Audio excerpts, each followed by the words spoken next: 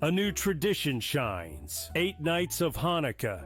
8 nights of winning insights. Like they may come out slow, so you might be able to get a better number. Wow, they're favored. With SportsGrid, every night is another chance to win. No pick sixes today, they cover. So let's crunch it up. Let's make it happen. Let's give you our favorite props. Let your Hanukkah winnings brighten your celebrations. Happy Hanukkah from all of us at SportsGrid. Two guys that can do it all. Too much electricity this morning. This is a good time. We're having a lot of fun. I had to do a triple take. Ka-ching! Why? Because of parity. I didn't mean to offend. Yeah, it's not going to happen. Load management is a dirty word. Let him rip. You know what? Circumstances provide the results. What? How do you do this once? Oh, Donnie, you got such a good show there. A network that is booming. The Early Line, only on SportsGrid. Right here with you on Pro Football Today on SportsGrid. Odds in motion, trying to see what lines have moved throughout the week. Never felt more comfortable in this bet than I do for this year. I'm ready. I'm just getting angry. The hot takes are going to be here all long. You don't want them to go 13-0 and then lose the first round of the playoffs. Red. This is their last shot. They don't really have anywhere else to go yet. Hot take.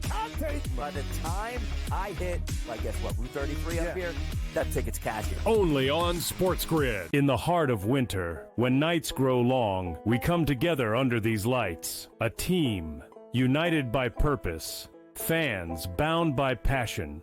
Each holding a small flicker of hope in their hands. At SportsGrid, we believe that even the darkest nights can't dim the unity we share. One team, one stadium, one shining moment. This holiday season, we shine brighter together. Happy Hanukkah from all of us at SportsGrid.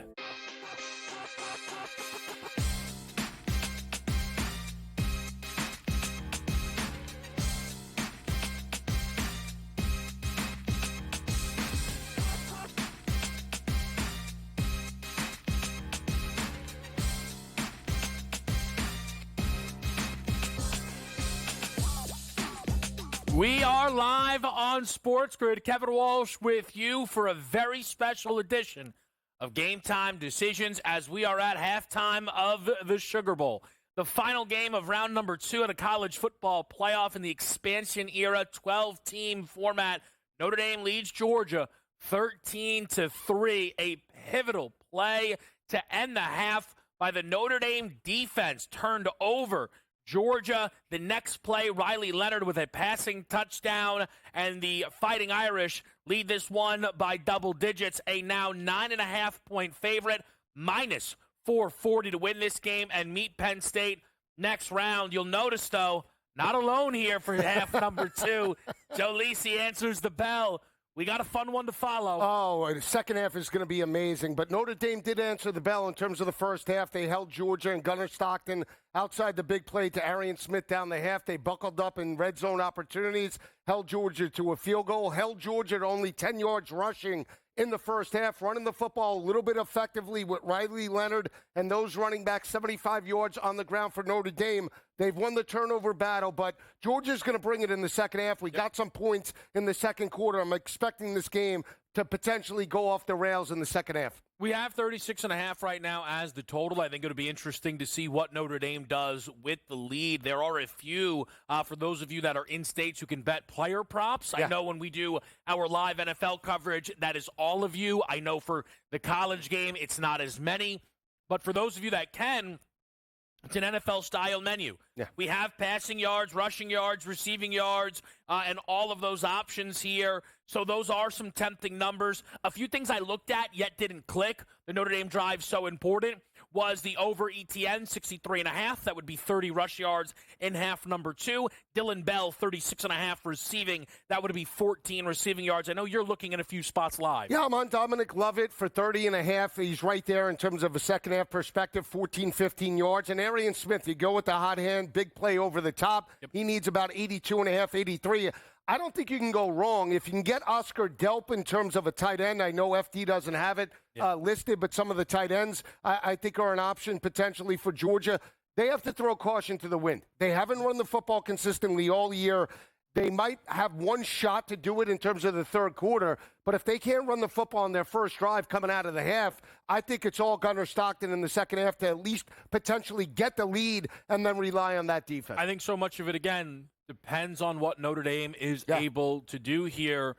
We are going to now kick this thing off, so we're going to follow it the entire night here on Game Time Decisions. We will also check in with the Duke-Ole Miss game later tonight and get you some updates and thoughts there. Give him look! This thing is out Give him of out of a cannon, Kev! Out of a cannon! Touchdown, Notre Dame! Whoa!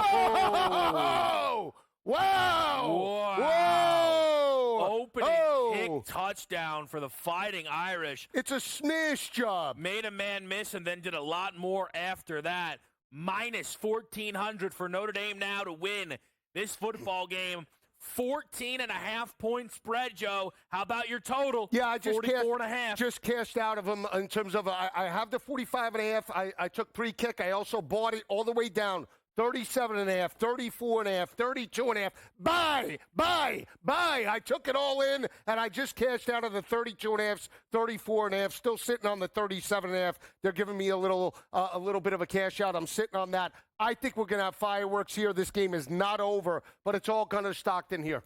Stockton now 253.5 for a passing total. You would need 112 yards to get through his live total. They don't move the ETN rushing number, which I think is a little interesting, considering it is now a 14-point game. Here's the big number, though, Lisi. 14.5 is a point spread available on FanDuel. So with Georgia, ball and covering on that live number. Yeah, so that's a little odd, isn't it? That's in terms of the covering right now, 14.5. But they potentially do this. They did this with Oregon lately yesterday as well in terms of the second half when they fell behind and they were catching a ton of points. They were within margin. I think it was 18-19, and they were still hanging at 19.5. And they got the touchdown. They were still within that margin, and then all of a sudden, second half, it's all Ohio State. So be careful. The algo, when they're giving you more and it's still within margin and it looks too good to be true, most of the time it is, Kev. You know, the fascinating thing, and they just flashed it up there, Notre Dame scored now 17 points in less than a minute of game time here. And I think for Georgia, you know, look, I know it's not the end-all, be-all. They currently have 17 more yards of total offense in this game and are trailing 20-3. Here's the thing. You have an inexperienced quarterback, right? Even though he's been on the team, hasn't played in this type of atmosphere like Carson Beck.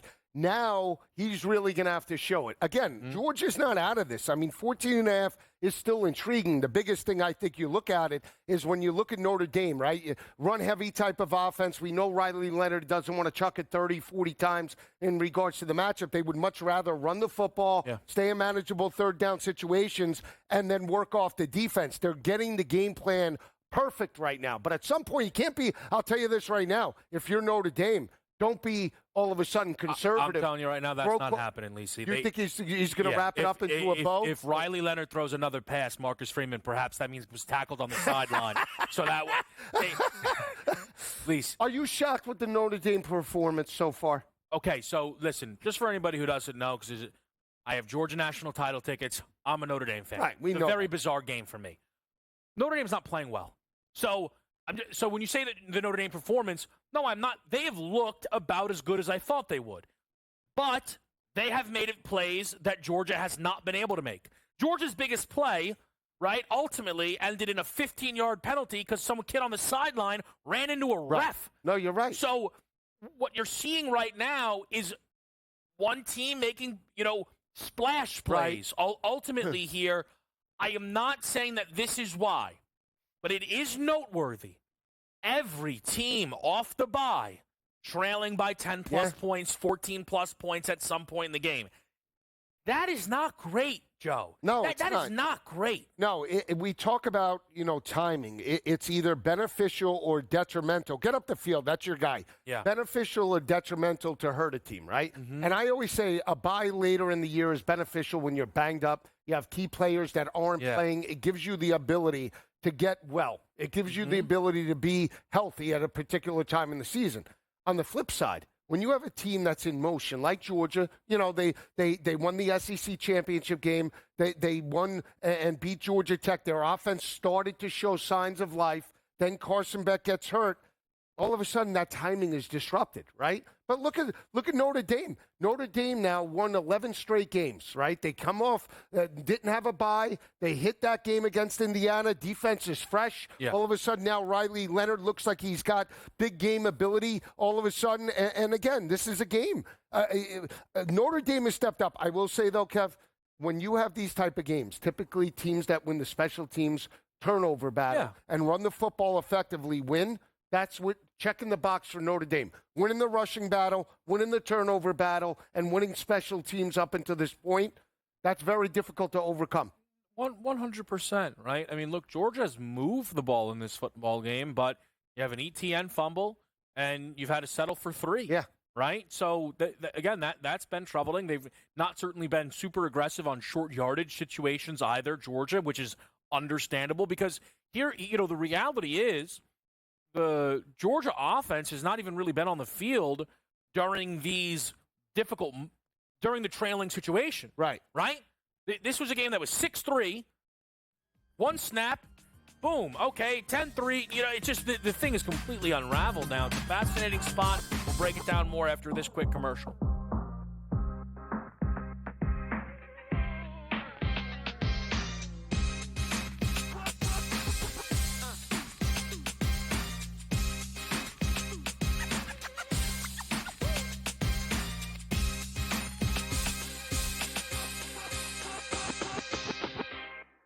So my team didn't win this weekend, but I still did with this app that's taking over the game. Sports Millions Pick'em lets you make quick and easy predictions. Pick your favorite players, go higher or lower, and you can still win big even if your team loses. Plus, the multiplier is insane. With just a few picks, you can win big money. So get on it. They've got a welcome bonus to help you start off your winning streak.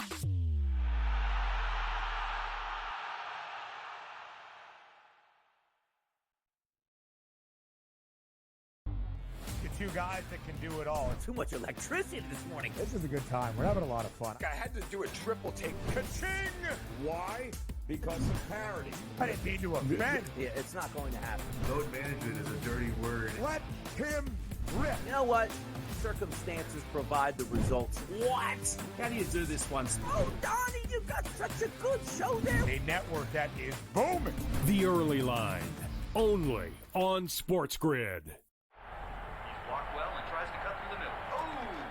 Your gut says Miami is going to win, and you should take the over. Your gut also said your NFT selfies would only go up in value. They didn't. But your head is on SportsGrid and knows the QB is in concussion protocol. The backup has a 45 QBR against the zone coverage. The New York D has the most sacks in the league. So yeah, trust your head. It's smarter to be on SportsGrid. The sharpest football contest show in the land, the Las Vegas Football Contest Show, focuses on Circus Sports Million, Circus Survivor, and the Westgate Super Contest, handicapping the games and releasing our contest picks every week of the season. With 2 former Super Contest winners, Brady Cannon and James Salinas, a former NFL player, Mike Pritchard, and over $1 million in contest prize money won combined, the Las Vegas Football Contest Show will have you prepared this season like none other. It's a new era in CFB to start off this year, put on full display. My take on this game is simple. I know some people will be upset about it. Good riddance to the Pac-12. Can you do it in terms of the week to week to week? I don't see a pathway for this team to miss the college football playoffs. We want to make sure you have those best bets in the entirety of our betting cards. That was thinking! But he had that program was already going there! Only on SportsGrid.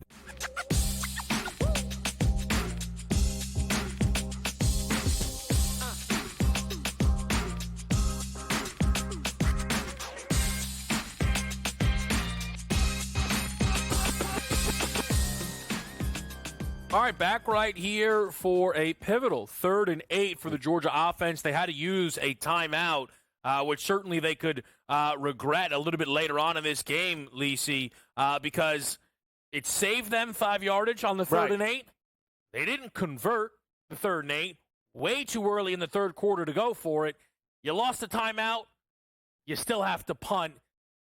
Look, I know it sounds crazy, but Maybe not a great timeout taken there by Kirby and the crew. Yeah, you can't. I mean, it's tough. It's a tough situation. I mean, you got a young, inexperienced quarterback. They probably thought 3rd and 8. I'll tell you what, the call wasn't all that bad. He had the running back out in the flat. He should have threw the football a little bit sooner, would have caught him in stride. But again, this is a critical drive for Notre Dame and Georgia's defense because Notre Dame most likely will run the football. Yeah. Try to take 4 or 5 minutes off the clock, to your point. Right? And then obviously rely on that defense and play a majority of zone. You don't want to play man-to-man and give up any chunk plays, right? It's force Gunner Stockton to methodically work down the field. You have a 17-point second-half lead. So, if you're Georgia, I'm stacking the box and I'm forcing Riley Leonard and that passing attack over the top. Beat us over the top. If you can't, we get a quick 3 and out, field position, and then it's tempo the rest of the way. Total for me, and that's why I think we're still on pace. We got a scoreless first quarter, but this game has juice all over it. Yeah, as somebody who played yesterday, an under 45.5. Again, this game was a dead under, and then two plays that when you bet an over, you hope you can get once. Yeah. They happened almost, consecutively, and the game flips on its head, and that's what's happened with this total. I think occasionally, though, that can make it a little tricky when you try and figure out, okay, what's the tempo of this game, right? Oh, man, it's not that the offenses have found rhythm. No. Right? And so it's just special plays being made on the Notre Dame side of the field right now. Notre Dame's opening play call, Lisi, run. What does the decision-making look like here? My goodness. Yeah, so I don't know. They may not pick up another yard, Notre Dame. But that's my point, right? So it's going to be short throws. It's going to be Riley Leonard. So if we're looking Notre Dame side, I'm looking Riley Leonard rushing, right? RPO. Jeremiah Love, we just looked at the numbers, not good. He's got 17, 18 yards.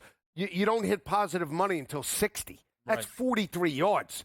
I'd rather take a shot, even though you're at risk with the sack yards, of Riley Leonard. Right. Because, again, he's shown he's running the football good.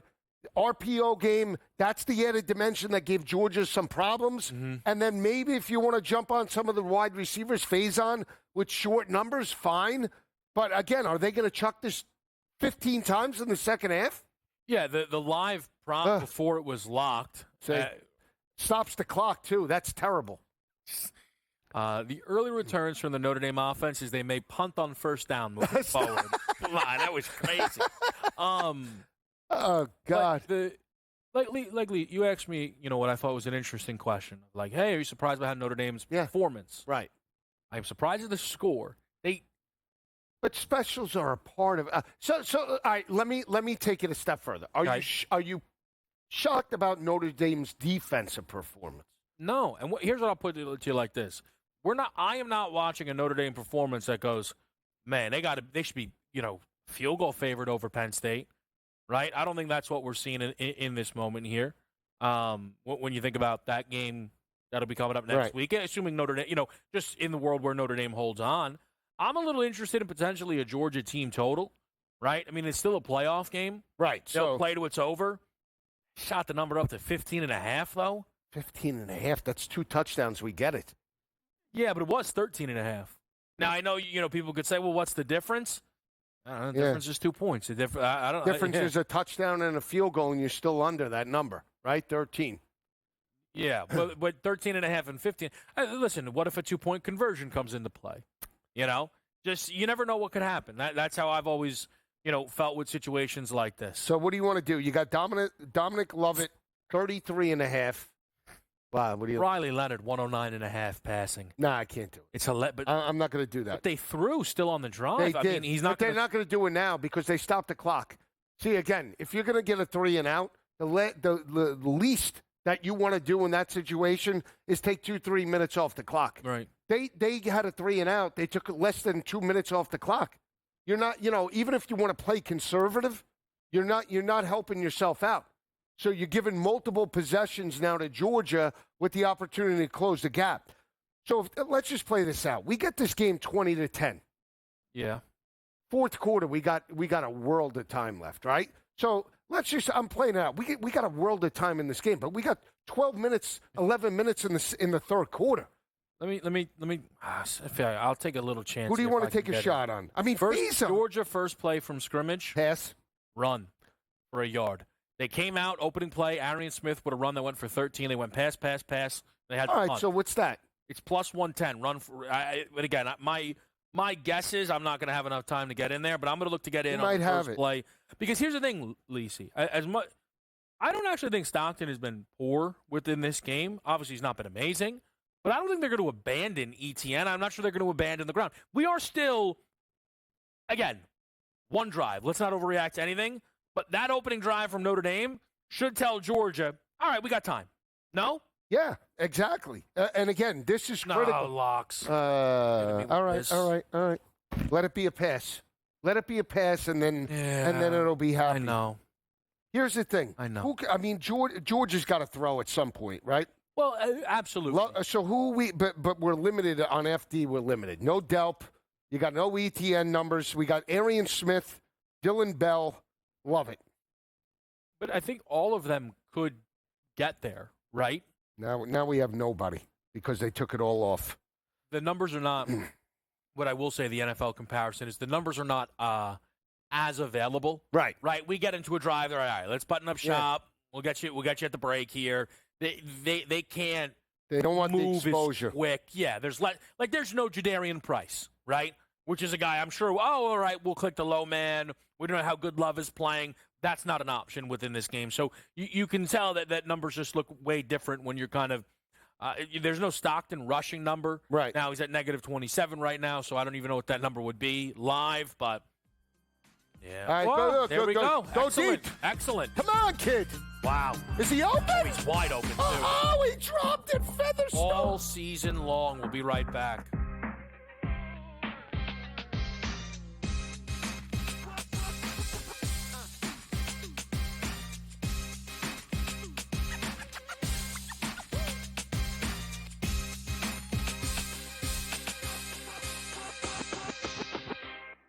In the heart of winter, when nights grow long, we come together under these lights. A team, united by purpose. Fans bound by passion. Each holding a small flicker of hope in their hands. At SportsGrid, we believe that even the darkest nights can't dim the unity we share. One team, one stadium, one shining moment. This holiday season, we shine brighter together. Happy Hanukkah from all of us at SportsGrid. There's a lot of bowl games. I love all of them. Even if you don't like bowl games, you gotta love the Pop-Tarts Bowl and what it means for college football. Who doesn't get excited for Pop-Tarts? But also, this is one of those where, Ben, I guess you could put your kids through college. Miami doesn't care about bowl games. They don't ever win those. Miami's a favorite. They usually go take the Iowa State Cyclones. Miami doesn't play any defense whatsoever, so you automatically just bang the total. The early line. Only on SportsGrid. I don't like to toot my own horn, and I know that I'm setting myself up for probably disappointment later tonight, but I hope you were with us last week on the Final Five, because we almost swept the board. We had 2 out of 3 on the power play points with Reinhardt and Matthews. We hit the goal scorer line A. We hit the side with Washington. We hit the total with the over in Toronto and Buffalo. So we had a really good Final Five last week, and I'm hoping that we can now ride that wave. Only on SportsGrid. You basically predicted this, saying that if Texas, as expected, as nearly a 2-touchdown favorite, did beat Clemson, the odds were telling you they were only 10 cents behind Oregon entering the opening round. I still feel that Oregon's one of the best teams in the country. You want to give me now from plus 350 to plus 480? I think it's great value. I think they match up very well against Ohio State. College football today, only on SportsGrid.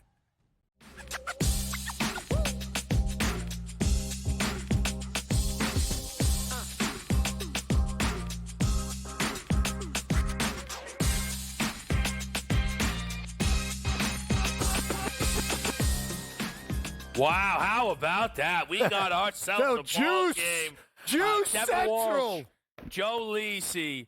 All right, I need a deep breath. Breathe. Cash Jones. Cash that ticket, Cash. Cash Jones on a 32-yard little wheel route, little leak. What a leaky. Total goes up 47.5. Love it. Game is 20-10 if the extra point is good. 9.5 point spread. All right, here's my current takeaway. Tell me if I'm off base. Go ahead. Gunnar Stockton looks incredible. He looks good. Kid's battle tested. I knew something good happened because I was sitting on that 37.5.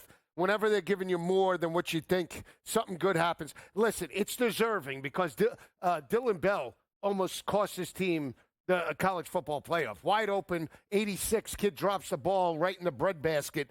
Unbelievable, but he regroups. Solid throw to Dominic Lovett. He comes back with Cash Jones. And now Georgia, right now, I told you, they're going to be aggressive. What does Notre Dame do to counter? Do they go back to the rushing attack, or do they actually put the football in Riley Leonard's hands? Personally, I think they're going to utilize Riley Leonard's legs. RPO, look for more heavy sets. They're going to try and ground and pound, see if they can methodically work down the field and maybe get this to a double-score game again, two-score game. What are you looking at? Your eyes are... Intel. Different intel. Intel you wouldn't expect.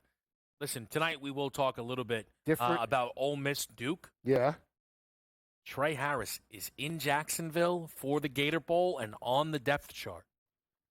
I'm on Ole Miss late 17. I'm on Bentley, I think, to score a touchdown. Now, you told me he's cost you this year. He cost me in the game against Florida. I had him for an anytime touchdown. Kid couldn't hit pay dirt. Yeah. I think I want to jump on his rushing tonight against Duke. Okay, we'll get into that game a little bit more in a moment.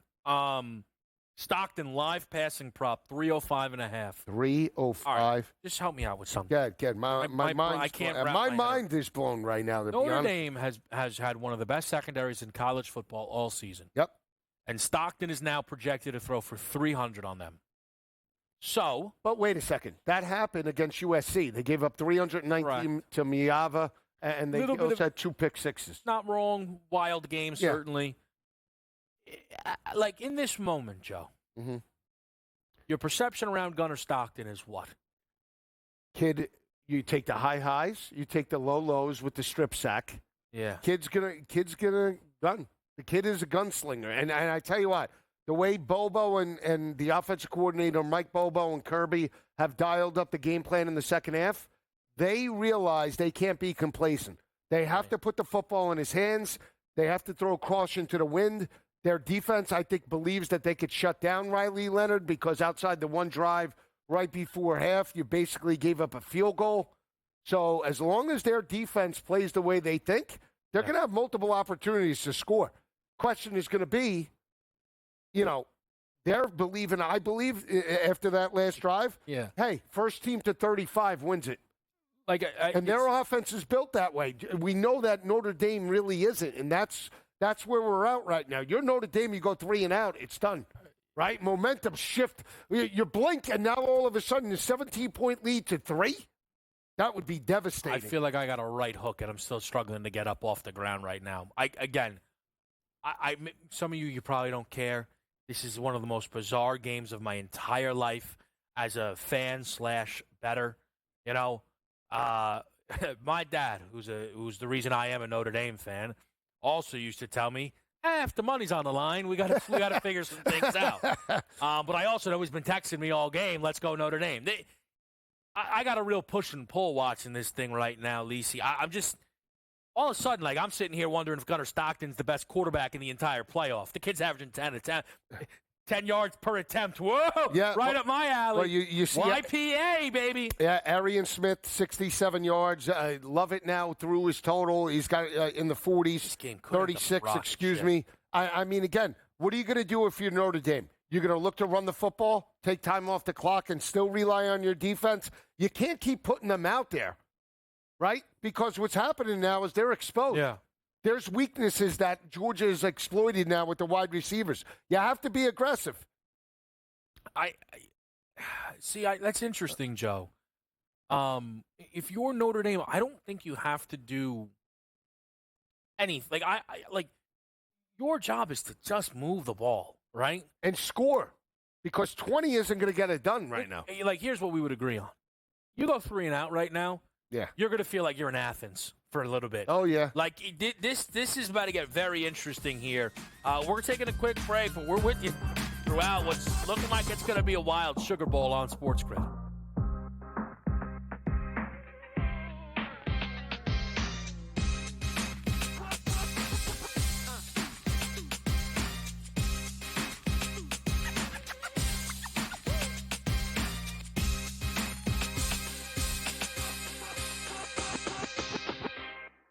In the heart of winter, when nights grow long, we come together under these lights. A team, united by purpose. Fans bound by passion. Each holding a small flicker of hope in their hands. At SportsGrid, we believe that even the darkest nights can't dim the unity we share. One team, one stadium, one shining moment. This holiday season, we shine brighter together. Happy Hanukkah from all of us at SportsGrid. There's a lot of bowl games. I love all of them.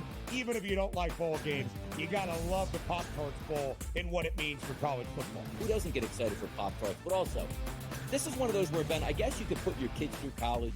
Miami doesn't care about bowl games. They don't ever win those. Miami's a favorite. They usually go take the Iowa State Cyclones. Miami doesn't play any defense whatsoever, so you automatically just bang the total. The early line. Only on SportsGrid.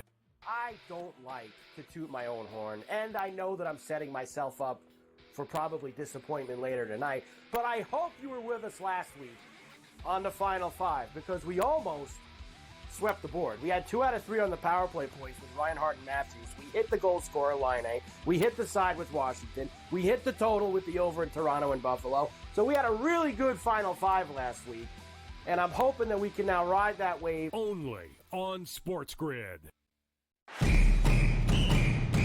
You basically predicted this, saying that if Texas, as expected, as nearly a 2-touchdown favorite, did beat Clemson, the odds were telling you they were only 10 cents behind Oregon entering the opening round. I still feel that Oregon's one of the best teams in the country. You want to give me now from plus 350 to plus 480? I think it's great value. I think they match up very well against Ohio State. College football today. Only on SportsGrid.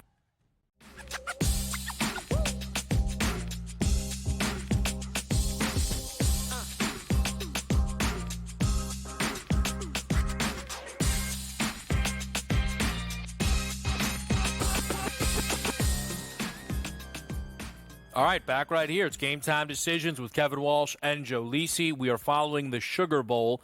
A third down pickup for Notre Dame. Lisi was followed by a huge run that ultimately came back due to a holding penalty. And now you got to imagine the Dogs will be pinning their ears back trying to get off the field. Yeah, it's 1st and 20, though, right? So first and 15. All right, so this is it. This is an opportunity. You had the right play call. I mean, if you can get the kid on the edge, he breaks it, you're in field goal range. They want to run the football. I still believe that, but the throws are underneath coverage. Riley Leonard did step up on the third down situation. Got to get off the field on third down. That's the critical thing. You look at Notre Dame in the first half, they were 1 of 6. Georgia was 2 of 7. Whoever can win on third down in the second half is ultimately going to win it. But again, Georgia right now has some momentum. You don't want to take that away in terms of giving them penalties, giving them field position right now. Because even though there's 6 minutes left, you have a 10-point lead. It's not 20, and this is a team that has done this time and time, right?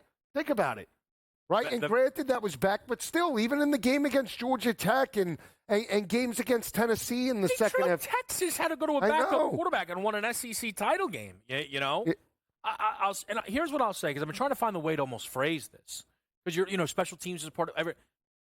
The Georgia offense looks much better than the Notre Dame offense. Yes, it does. Notre Dame's not running the football consistently. When this game was 20-3, one of the reasons I think the Irish went to the size of favorites that they were was the idea of, 20 might not be a number that Georgia could even possibly hit. Right.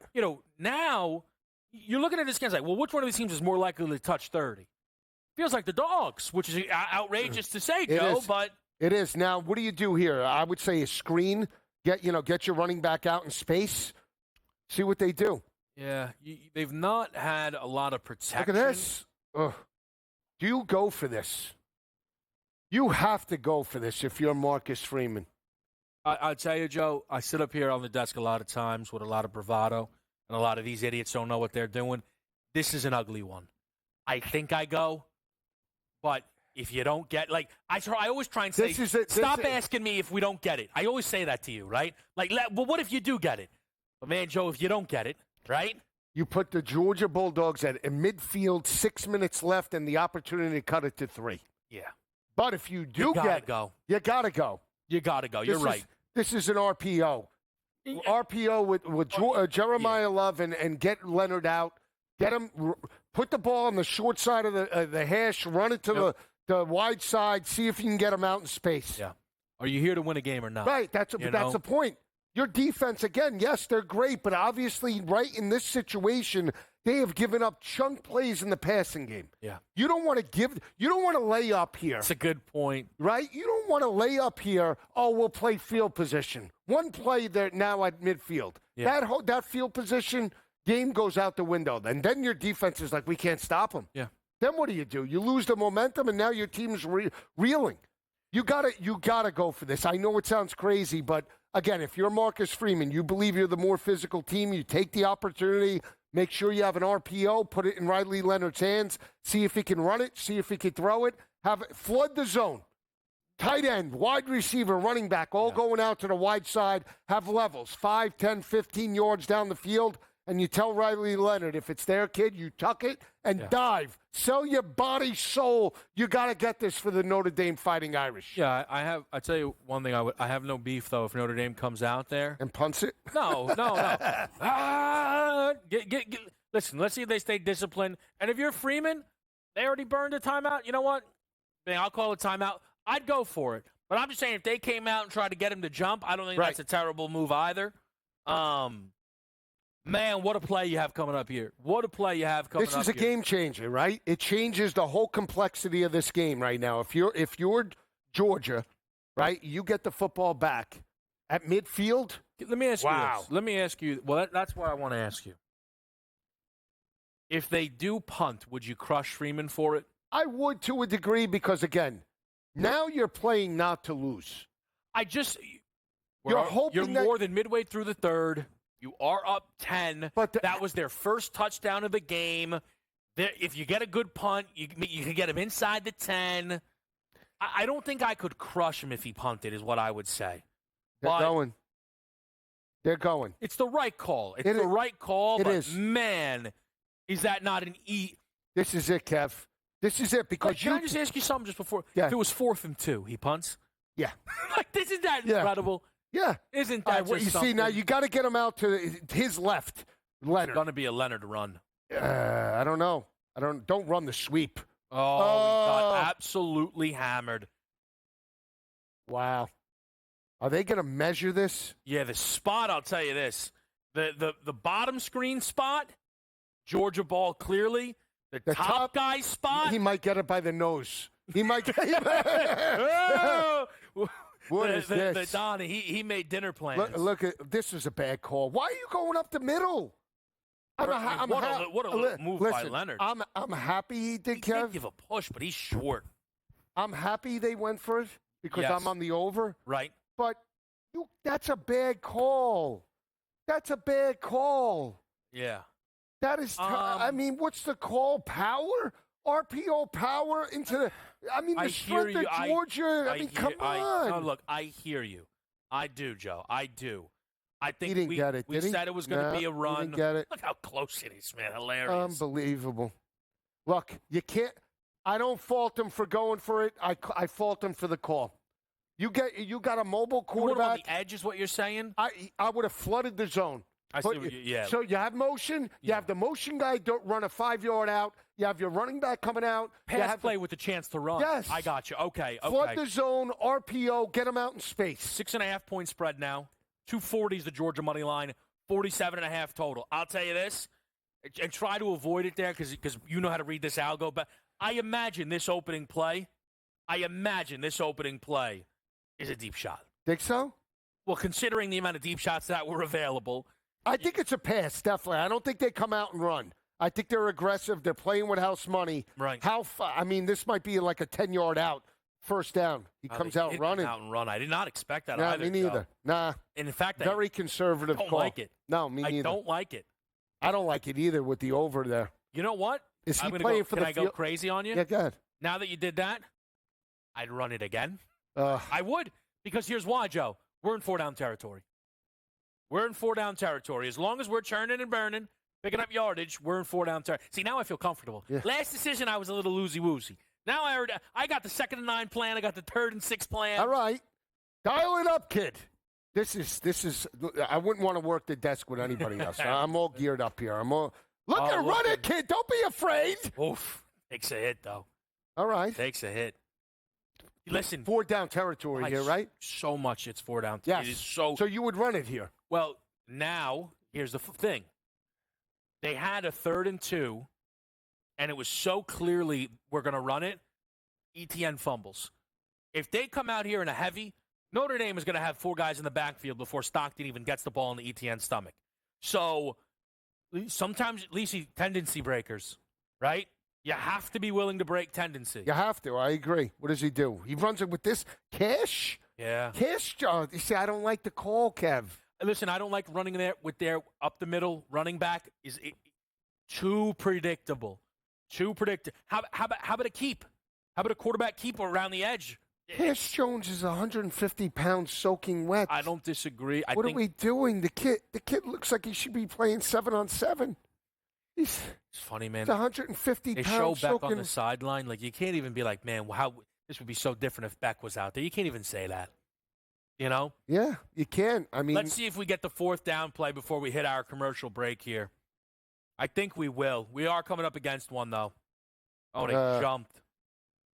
Walsh, I think you still have to go, believe it or not. No? 4th and 7 inside. You're in Notre Dame's territory. Well, we're going to come back to, again, what is becoming a real interesting one in the Sugar Bowl.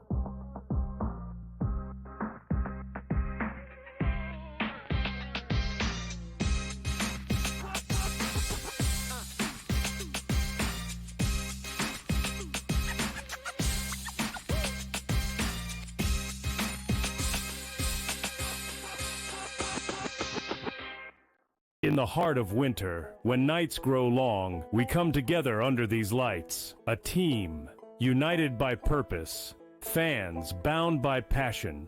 Each holding a small flicker of hope in their hands. At SportsGrid, we believe that even the darkest nights can't dim the unity we share. One team, one stadium, one shining moment. This holiday season, we shine brighter together. Happy Hanukkah from all of us at SportsGrid. There's a lot of bowl games. I love all of them. Even if you don't like bowl games, you got to love the Pop-Tarts Bowl and what it means for college football. Who doesn't get excited for Pop-Tarts? But also, this is one of those where, Ben, I guess you could put your kids through college. Miami doesn't care about bowl games. They don't ever win those. Miami's a favorite. They usually go take the Iowa State Cyclone. Miami doesn't play any defense whatsoever, so you automatically just bang the total. The early line. Only on SportsGrid.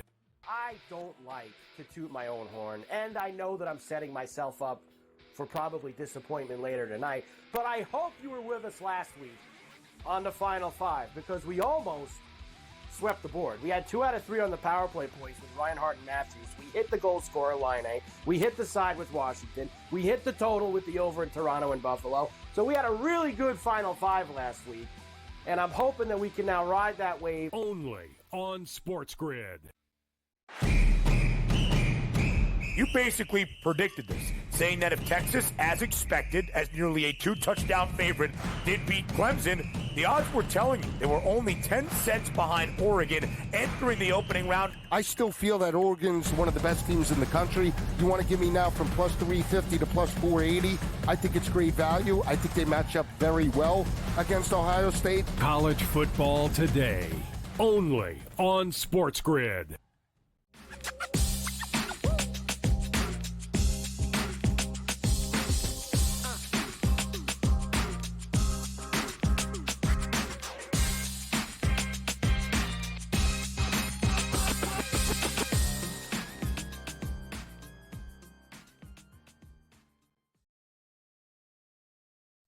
Left you with a false start. Delay a game on the defense, so Georgia goes for it and ends up biting them because the play call, whatever, we don't even know what the play call was, quite frankly, because Stockton got the ball, and the next thing you knew, he was running for his life. Yeah, it was unbelievable. Again, it looked like a pass. It looked like he was trying to go underneath to one of the wide receivers, but he had no time. And now Notre Dame has an opportunity to go back up 13 or 17 points. Jeremy Love a little bit banged up. We'll see. Riley Leonard, I still think it's Leonard on the ground. Are they going to utilize the passing attack possibly to maintain third downs? But outside of that, I don't see Marcus Freeman right now opening it up unless they get inside the 40 for Georgia. Yeah. Then you have to be aggressive. To me, he's probably going to just try and work to get into field goal range and make it a 13-point game at the rate this is going. The thing is, like, Riley Leonard is like running on plays that aren't even designed for him. It doesn't look I know, like. he's just breaking off runs and just running because he's under pressure. So yeah. So Jeremiah Love is banged up. Probably his last snap of the game. I hate to say it, but hard to imagine that they, send him back out there.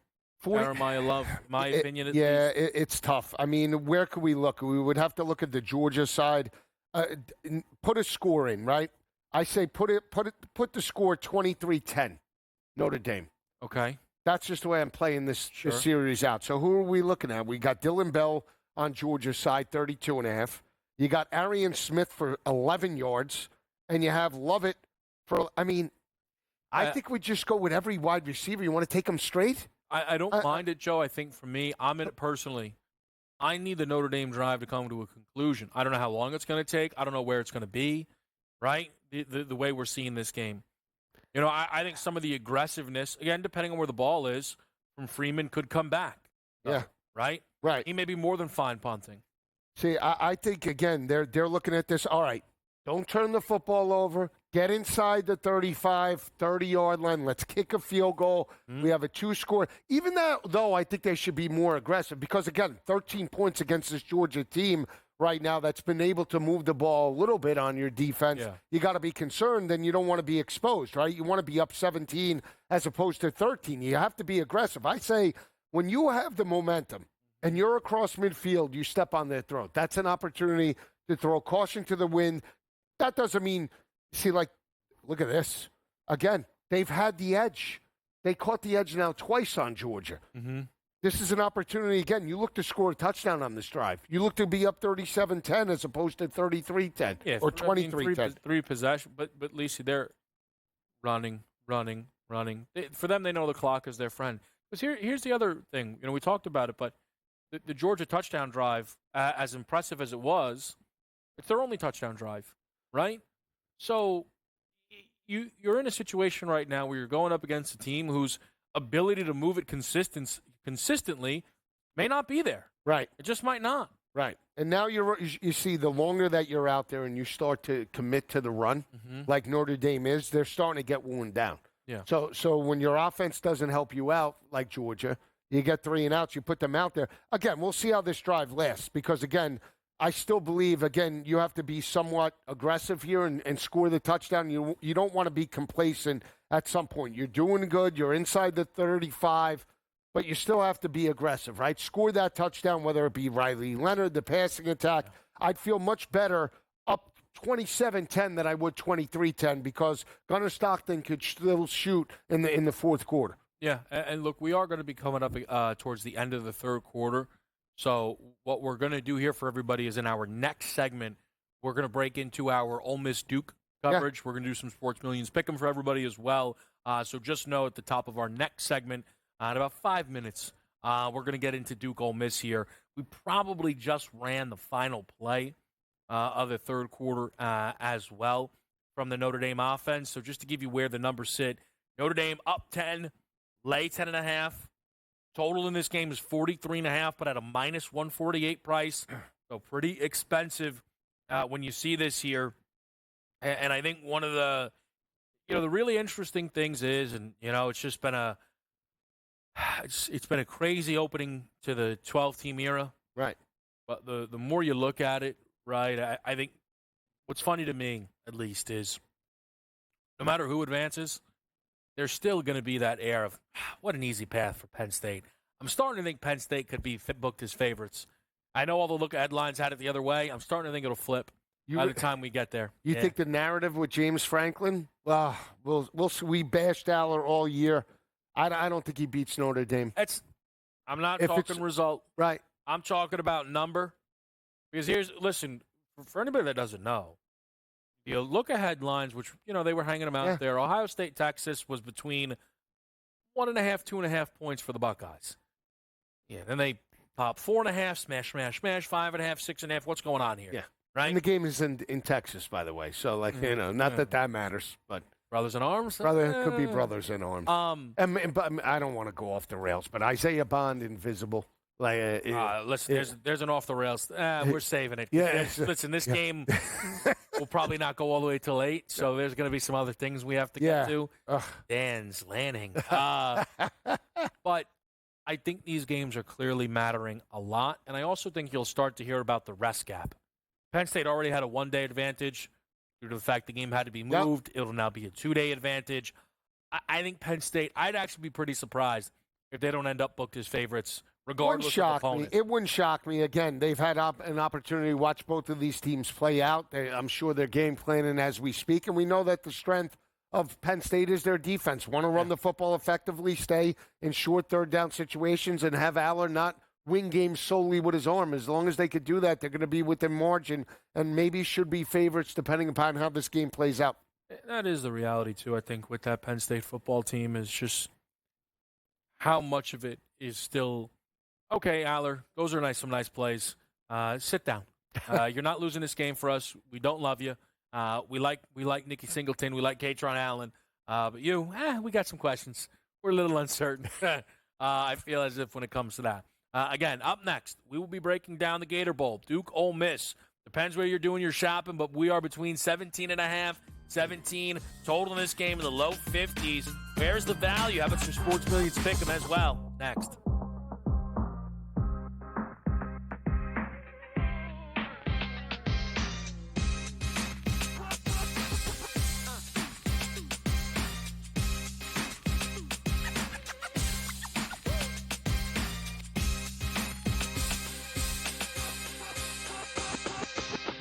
As the candles flicker, a new tradition shines. 8 nights of Hanukkah, 8 nights of winning insights. They may come out slow, so you might be able to get a better number. Wow, they're favored. With SportsGrid, every night is another chance to win. No pick sixes today, they cover. So let's crunch it up. Let's make it happen. Let's give you our favorite props. Let your Hanukkah winnings brighten your celebrations. Happy Hanukkah from all of us at SportsGrid. Two guys that can do it all. Too much electricity this morning. This is a good time. We're having a lot of fun. I had to do a triple take. Ka-ching! Why? Because of parity. I didn't mean to offend. Yeah, it's not going to happen. Load management is a dirty word. Let him rip. You know what? Circumstances provide the results. What? How do you do this one? Oh, Donnie, you got such a good show there. A network that is booming. The Early Line, only on SportsGrid. Right here with you on Pro Football Today on SportsGrid. Odds in motion, trying to see what lines have moved throughout the week. Never felt more comfortable in this set than I do for this year. I'm ready. I'm just getting angry. The hot takes are going to be here all long. You don't want them to go 13-0 and then lose the first round of the playoffs. Red. This is their last shot. They don't really have anywhere else to go yet. Hot take. By the time I hit, I guess what, Route 33 up here, that ticket's cashing. Only on SportsGrid. In the heart of winter, when nights grow long, we come together under these lights. A team, united by purpose. Fans, bound by passion. Each holding a small flicker of hope in their hands. At SportsGrid, we believe that even the darkest nights can't dim the unity we share. One team, one stadium, one shining moment. This holiday season, we shine brighter together. Happy Hanukkah from all of us at SportsGrid.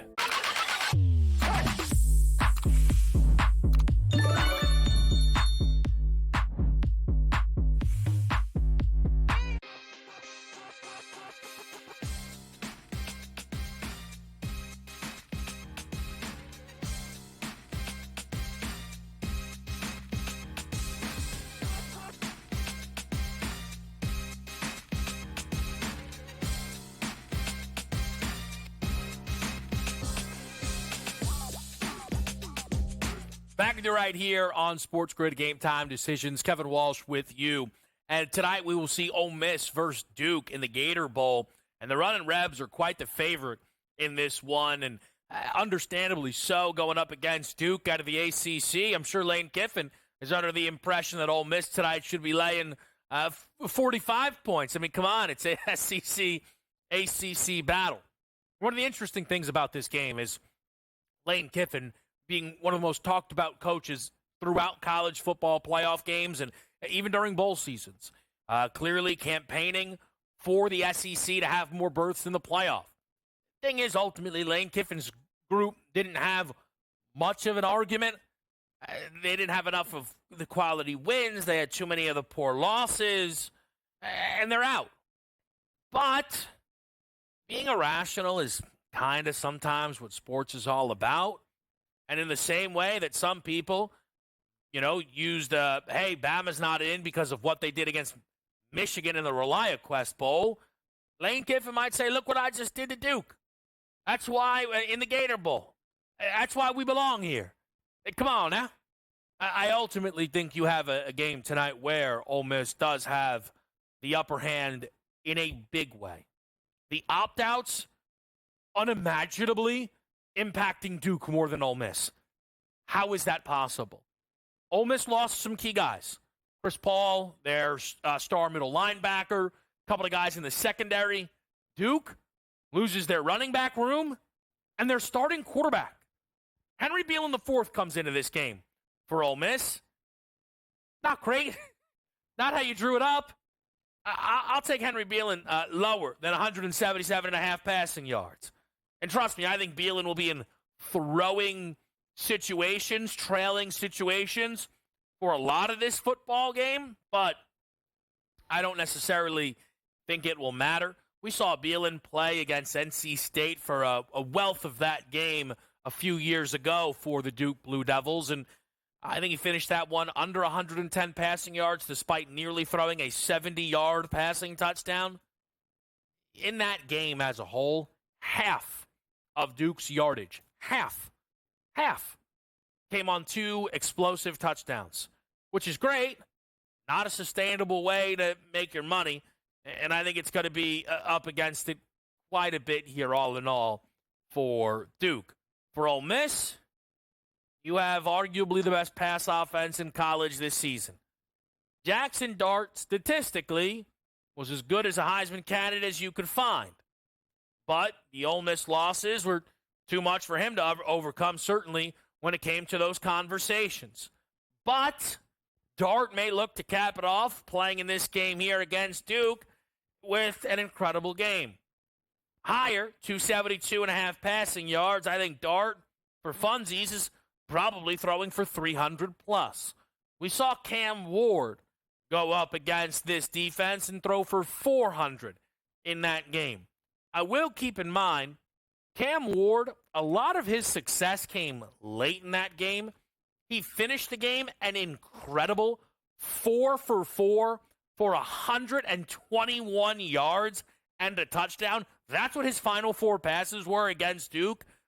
But even that then helps me think that eventually a team like Ole Miss will wear down the Blue Devils, and I think Dart throws until this thing is over, or at least until he checks out, which will give him a great chance to go higher than 272.5 passing yards. So just to, again, reset the deck here, it's going to be the Ole Miss quarterback for me, Jackson Dart, on Sports Millions Pick'em, higher than 272.5 passing yards. And then for the Duke quarterback, Henry Beelan IV, we're going to go lower than 177.5 passing yards. This game tonight at 8 o'clock, the Gator Bowl between Ole Miss and Duke. Gets a little bit of a lead-in from the Sugar Bowl, which is certainly turning into a fun one here. The coverage of that game continues after a quick commercial break, where myself, of course, Kevin Walsh, will be with Joe Lisi as we see if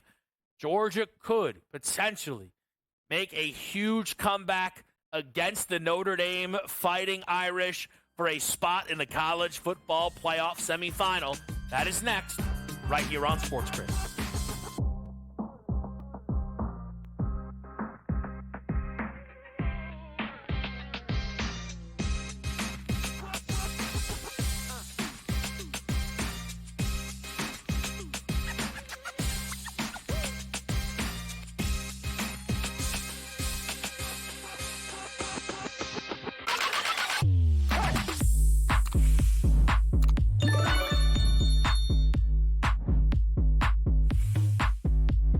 As the candles flicker, a new tradition.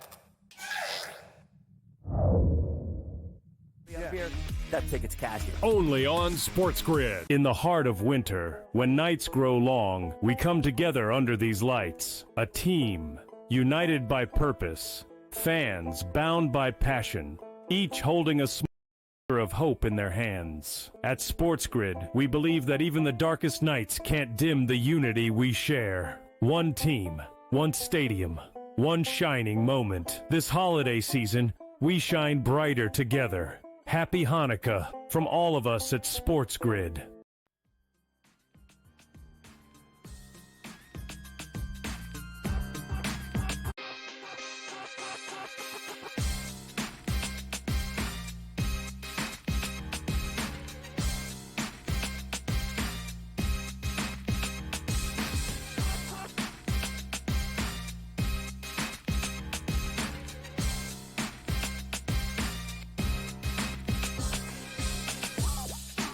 Back on Game Time Decisions, Kevin Walsh with Joe Lisi watching Notre Dame and Georgia.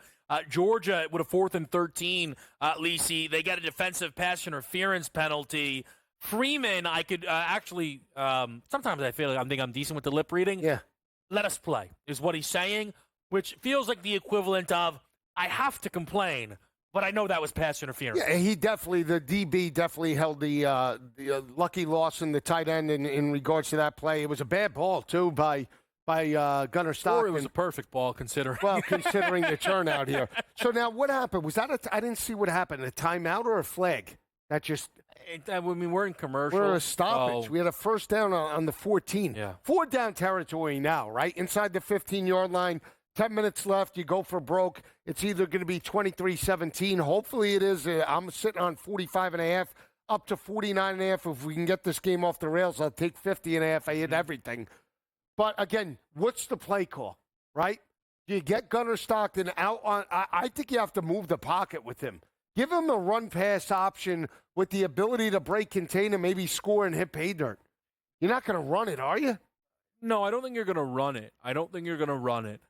Tight ends are big here, Kev. Lucky Lawson, Delp. Now, look out for both of them. I mean, if you can get a number, I wouldn't mind taking a shot on one of those guys. Now, I want to get in front of something. All right. If I may quickly. Go ahead. Because this is going to drive me nuts. So, currently, the Georgia Bulldogs are down 13. Mm-hmm. Touchdown, down 7. Everybody in the world says kick the extra point. The problem is, if you end up giving up a field goal, you're down 9. If you go for 2 and you get it, guess what? You'd be down 8. That decision is one I begged last year because I had Texas tickets. So, again, here we are again. Sark to make against Washington. He didn't. And it cost his team massively in, I believe, what was the Sugar Bowl against Washington. This is a spot. I know I am a few plays ahead, but that's what we do kind of up here on the desk.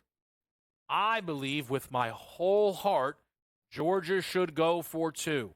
Because what people will tell you is, well, if you don't get it, then the touchdown would only get you a tie. Yeah, that's okay. But because maybe you will get it, right? Ultimately, though, don't be surprised if what happened to Sark happens to Kirby. Lisi, touchdown, extra point, Notre Dame field goal. It's a 2-possession game again. Yeah. Because teams just, for some reason, math a little too far down the road. You got to think ahead here. I jumped on it. I just talked to Oscar Delp. Yeah. They hung numbers anytime touchdown. 12-1. It's a nice number considering you expect it to be a passing touchdown. Lucky Lawson was 15. I mean, I'm not looking wide receivers. I'm looking tight end. I want to create a mismatch. Obviously, Gunnar Stockton, if you like his number, 6-1. Wow. At this point, what's ETN? Just like for perspective, though. Tell you right, they locked everything. I didn't look at ETN. ETN was the favorite, though. What do you think? Plus 210, I think. That's low. Yeah. Ball's got to be at like the 2-yard line for that chance, right? Let's just get this here. Wow, one-on-one coverage. Who's that? Tuggle. Yeah. Is that Jesse Tuggle's kid? What is I don't want to get any Tuggle. 6.5 number here. Trevor Etienne, 4-1. Interesting. Okay. Frazier, 7-1. Lovett, 7-1. Stockton, 7-1. Dylan Bell, 7-1. All right. Now don't, because again, that thing moves quickly. See, they're running it here. What are they doing? Yeah, getting Stockton on the move a little. 4 down territory. Yeah, which is key. Pick up a couple of yards. 4 down territory. Now you're going to be in around 3rd and 7, 3rd and 6. Everything gets tight here. Everything gets tight. You think we'll get numbers on the Irish in terms of like lettered passing props after this drive? Probably not. How low could it be is almost my wonder. So an injury on that play to a Notre Dame player. So you can get it now. 101.5, 14 yards. 14. I mean, that might be a completion. No? Yeah. They got to 150. He's 10-1. I can't see him. I can't see that. I mean, these Stockton right now is at 40.5. Got to get the touchdown here. Get a touchdown. What do we got? 23-17. You say go for 2. That would be 23. They're not gonna though. 23-17. Yeah, that's what you got to bank on. That's 40. Yeah. You should not bank on what I'm. Can I ask you, Joe? You know what? I'll let you do your thing. No. You think I'm wrong? It's fine. Not many. In that situation, I think you are, because then you get the ball back. You have one score. You could take the lead and be up 1 and then go for. I mean, you want to go for 2, you can't. But I mean, be tied, right? You got. I mean, if you don't get it, right, but you still get that same turnover, yes, you would be a touchdown and an extra point away from tying the game. Is that the worst thing in the world? 10 minutes left. You see, I think with 10 minutes left, they would. You know, if it was 6 minutes left, just 5 minutes left, they might not. It's the amount of possessions matters so much, Joe. And we don't know how many are going to be left in this game. Notre Dame's kicker's been nails. And Mitch Jeter. Mitch Jeter's been fantastic. I am curious to see what they dial up here. 3rd and 7. They ran it with Gunnar Stockton and an RPO to the short side of the field. Quarterback draw. Is Ohio State the only team to outgain the opponent and win the game in this round of playoffs? Boise State outgained Penn State, right? I think so. I'm pretty sure Arizona State ended up outgaining Texas. Now, again. That was some game. Yeah, it was. I don't want to act like they had 510 yards to 375. I mean, look, I know they had the specials touchdown. Notre Dame had the specials touchdown. But I don't know. Usually outgaining your opponent is a benefit, right? Yeah. This is a tough one. I got to punch this in here. I mean, they're huddling up. They better have a good play call if you're Bobo. Mike Bobo better dial up something good. They could get a first down, too, which is critical. First down on the 1. Am I wrong that the running backs in space and passing the football has been a good option for this team tonight? No. I don't feel like we've seen enough of it. I mean, again, I had no problem with the first play call. Deep shot, fade. Almost got the flag. Almost. Now what do you do? You know, I also feel like the formations are a little tight. I would want to spread out Notre Dame a little. See how they're I mean, here we go. We're coming out trips. I think get them out. The pressure from Notre Dame, though, man, it's been a lot, right? The blitzing has worked very well. It's whether that's Stockton not putting the protections appropriately, countless things, right, Joe? But that has been a big part of this football game here. So let's see if anybody can make something happen. He runs it again. Oof. Tell you what, that's about as good of a 3-yard gain as you'll ever see because it should have been about a loss of 15. It's fourth down. Yeah, fourth down now. This is crazy. We're going to hopefully, I think, get this fourth down play off before. Please don't over there. Please. I'm begging you. Please. Who, me? Yes. No, I'm not looking. I don't know if we're going to get this off before we hit commercial. I think we will, so that's what we're trying to hold for here. They'd have to call a timeout, actually, for us not to, it feels like. Come on. All right. Well, when we come back, who knows where we'll be. Let's see it. Ball could be him. Oh, boy. All right. That's not going to happen. We'll be back.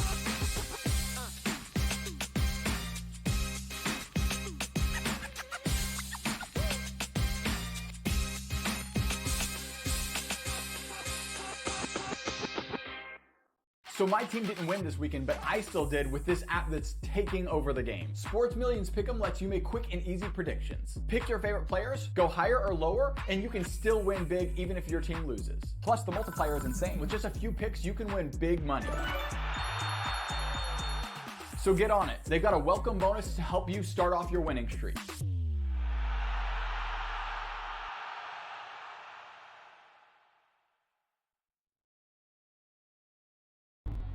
Two guys that can do it all. Too much electricity this morning. This is a good time. We're having a lot of fun. I had to do a triple take. Ka-ching! Why? Because of parity. I didn't mean to offend. Yeah, it's not going to happen. Load management is a dirty word. Let him rip. You know what? Circumstances provide the results. What? How do you do this one? Oh, Donnie, you've got such a good show there. A network that is booming. The Early Line, only on SportsGrid. Your gut says Miami is going to win, and you should take the over. Your gut also said your NFT selfies would only go up in value. They didn't. But your head is on SportsGrid and knows the QB is in concussion protocol. The backup has a 45 QBR against the zone coverage. The New York D has the most sacks in the league. So yeah, trust your head. It's smarter to be on SportsGrid. The sharpest football contest show in the land, the Las Vegas Football Contest Show, focuses on Circa Sports Million, Circa Survivor, and the Westgate Super Contest, handicapping the games and releasing our contest picks every week of the season. With two former Super Contest winners, Brady Cannon and James Salinas, a former NFL player, Mike Pritchard, and over $1 million in contest prize money won combined, the Las Vegas Football Contest Show will have you prepared this season like none other. It's a new era in CFB to start off this year, put on full display. My take on this game is simple. I know some people will be upset about it. Good riddance to the Pac-12. Can you do it in terms of the week to week to week? I don't see a pathway for this team to miss the college football playoffs. We want to make sure you have those best bets in the entirety of our betting cards. That was the but he had that program was already going there. Only on SportsGrid.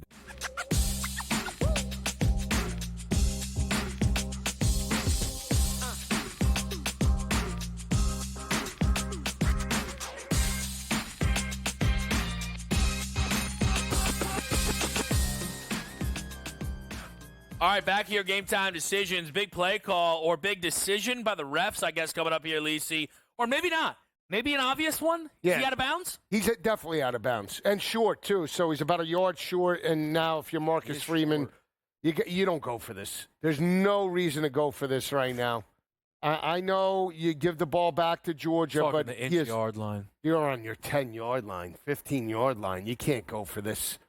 I mean, come on. They gave him a first down on that play? Yeah, I do think it's going to come back. I will say that.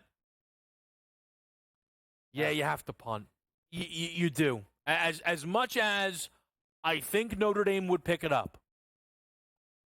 As much as I think they would pick it up, you kind of have to go for it. You have to punt it. Right.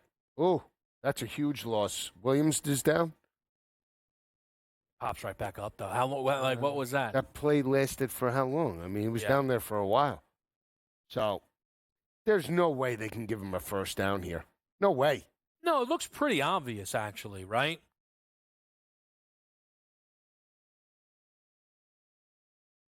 All right. So now we see. If you're Georgia, got to score with about 4 minutes, before 4 minutes. That's the number in my head. You have 2 timeouts. I think that would be great if you were them. I don't think that's. Look how short it is. It's still. I tell you this, I'd be tempted. I don't hate a fake punt. I don't love you know why I don't like a fake punt? Because sometimes those could end up like he gets tackled with the football. Yeah. And the ball's at the 3, then we got real problems on our hands. He's going. Yeah, no, they're not. They're going to take a penalty because they now get to sub. There's no shot. They got to wait hours to snap this football. No chance. Absolutely not. There's no way they go for this. They jumped.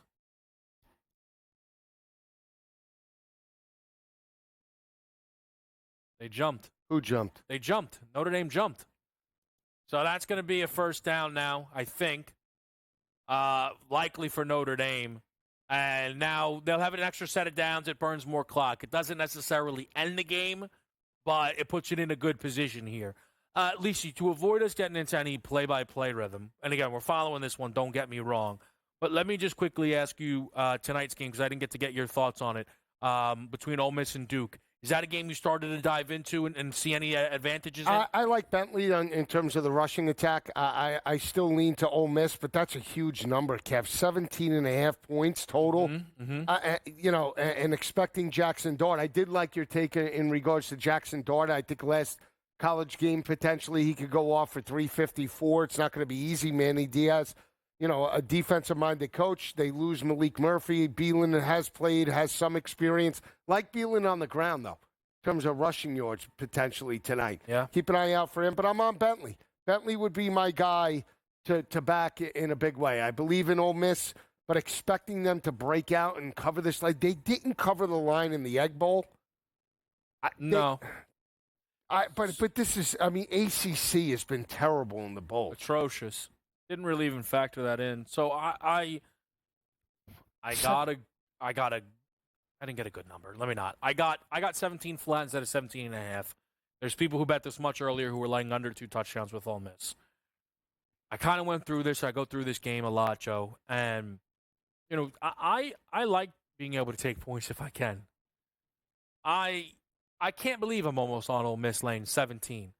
But to me, that is the clear side. You look at Duke going from Malik Murphy to Henry Beelan. That is a drop-off massively. What? I was thinking the one game we watched Henry Beelan start 2 years ago. Yeah. He covered. I know. I went back and looked at that. Yeah. They had 2 touchdowns. Yeah, in chunk plays. Yeah, that were basically half the. Basically, to me, I don't think Duke can score more than 14. I really don't. So then we should be on the under. I lean under. I like under in the game. Here's my thing, though. But if Ole Miss goes, no, we want 60. They're going to get 60. So I like Dart on the ground, too. What a run by Leonard. Wow.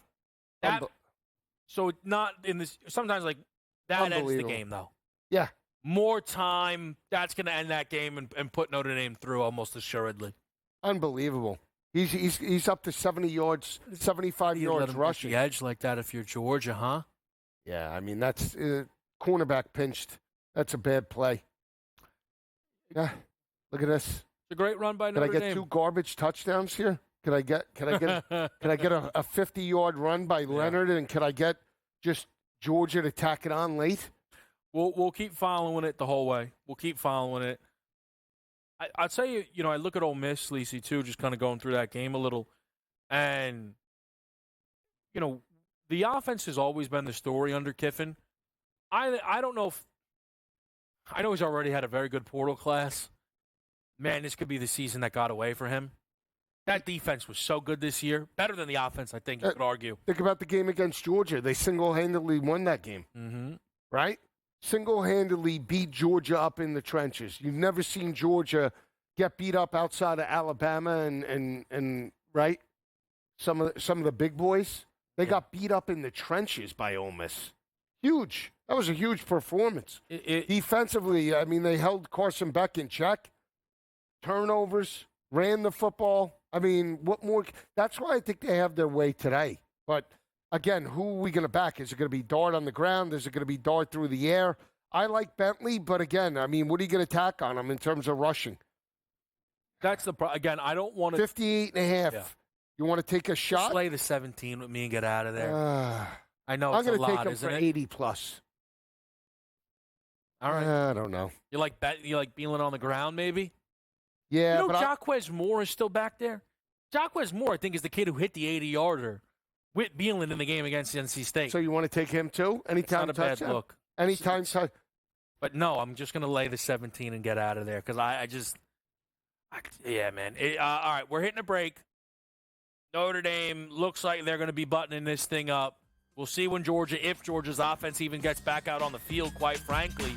And then we got some college football playoff items to get to. It's going to be me and Lacey with you on Game Time Decisions.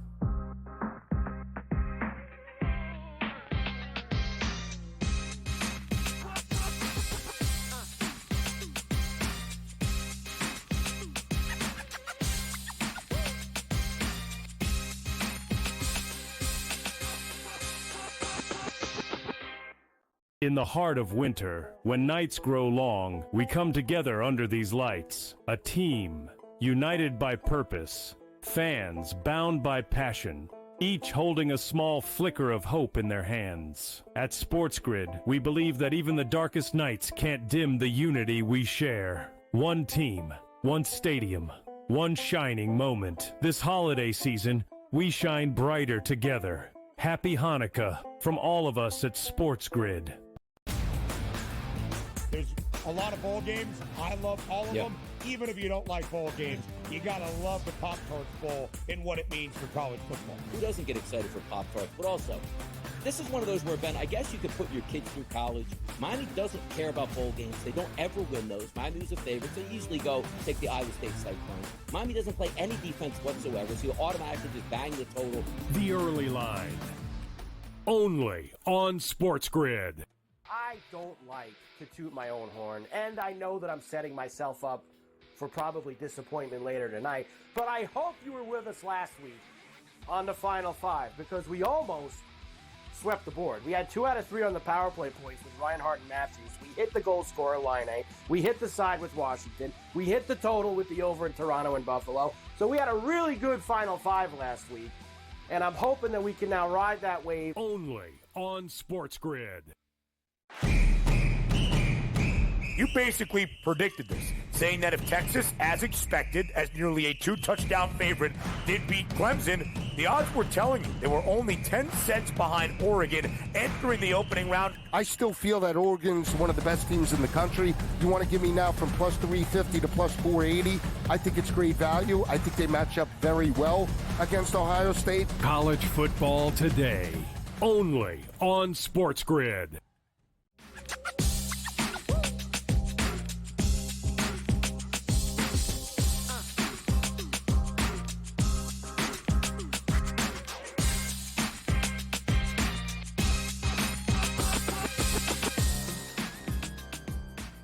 Back on SportsGrid, and it's about to be curtains here for the Georgia Bulldogs, Lacey. Shocking. 23-10, Notre Dame leads this football game.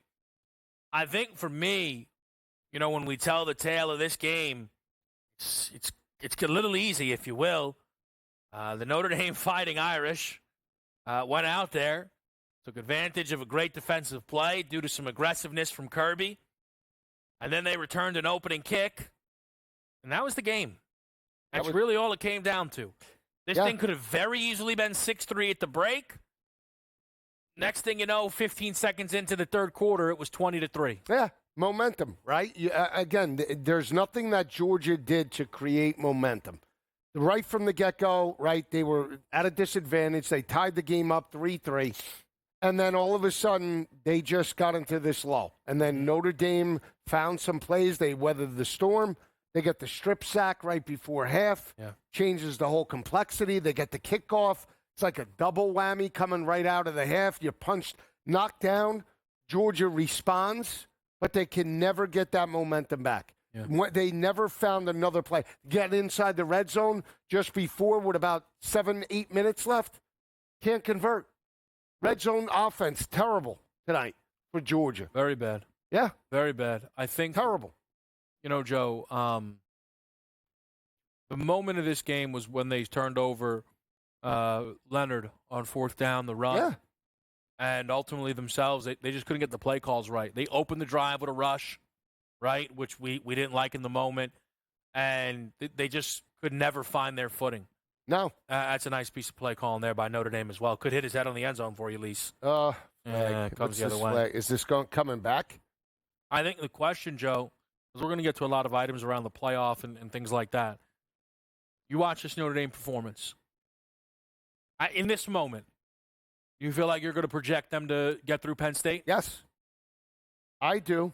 Yeah. Offensively and defensively, I think they're much more sound than Penn State. Mm-hmm. I think they've shown much more consistency. This would be their 12th straight win. They've won 11 straight up until this point by 28.8 points per game. Mm-hmm. Beat one of the best defenses in college football today at their own game. Yeah. Even though Penn State up until this point looks great, mm-hmm. They haven't played right now Georgia. They haven't played an elite talent, right? You could say SMU was, even though it's ACC, group of 5 type of team. They beat up on 2. Mm-hmm. Boise. I mean, Notre Dame has a much better resume entering this game than Penn State, I believe. But that's just me. And that secondary, again, if you could shut down Gunnar Stockton, and I know they made some plays, mm-hmm. but you held Georgia to 10 points. Drew Aller, again, I keep saying he's going to have to win this game with his arm. Yeah. They're not going to line up and say, okay, we're going to run it on Notre Dame. They're taking that away. So, Drew Aller versus the secondary. Who do you like? I like the secondary. I think there'll be chances for him. I do. I think the bigger thing is the way the Notre Dame rush defense bowed up in this game, Joe. Perception now. What is this line? Is this line Notre Dame 3? I think Penn State will be booked as a favorite. Do you? I would be pretty surprised if they aren't. I would be pretty surprised. Notre Dame's quarterback doesn't have 100 yards tossing. Their star running back in Jeremiah Love is injured. They're at a rest disadvantage. Yeah, I think the money comes in on the Nittany Lions. I think the line opens Penn State, booked as a maybe 1.5-point favorite. And I think the number keeps going, possibly. Wow. That's my expectation in this moment. Could be wrong. Biggest win in Marcus Freeman's career. And I know we've discussed this, but potentially the biggest win is even against Brian Kelly. And I know we made it to a national championship game, but again, when they made it and they lost those games, they got blown out in regards to the college football playoff. Yeah. Got blown out in the national championship game. It was a different format, different era. But this is potentially a much bigger win. It's you know what's so interesting about it, Joe, and why it's hard for me to feel that way? Game was picked. Closed Notre Dame favorite in some spots. My point is, for forever, the idea for the Irish going up against the SEC powerhouses was like, man, I hope we can get this done. And that was the case every year for Brian Kelly. Now, you could say, well, Freeman got these guys to a different level. Maybe. This Georgia team is not other Georgia teams. People have been telling me that all year. I've not disagreed with it. I've just said they're still a really, really good team. And I think Notre Dame beat a really, really good team. I don't think they beat a team that was on the level of the SEC teams that kept putting Brian Kelly in his place, though, in my opinion. We'll continue to talk about it here on SportsGrid.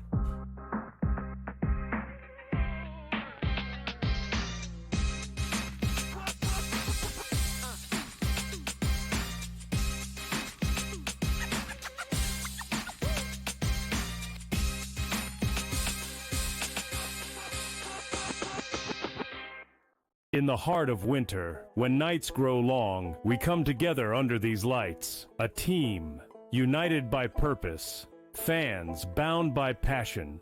Each holding a small flicker of hope in their hands. At SportsGrid, we believe that even the darkest nights can't dim the unity we share. One team, one stadium, one shining moment. This holiday season, we shine brighter together. Happy Hanukkah from all of us at SportsGrid.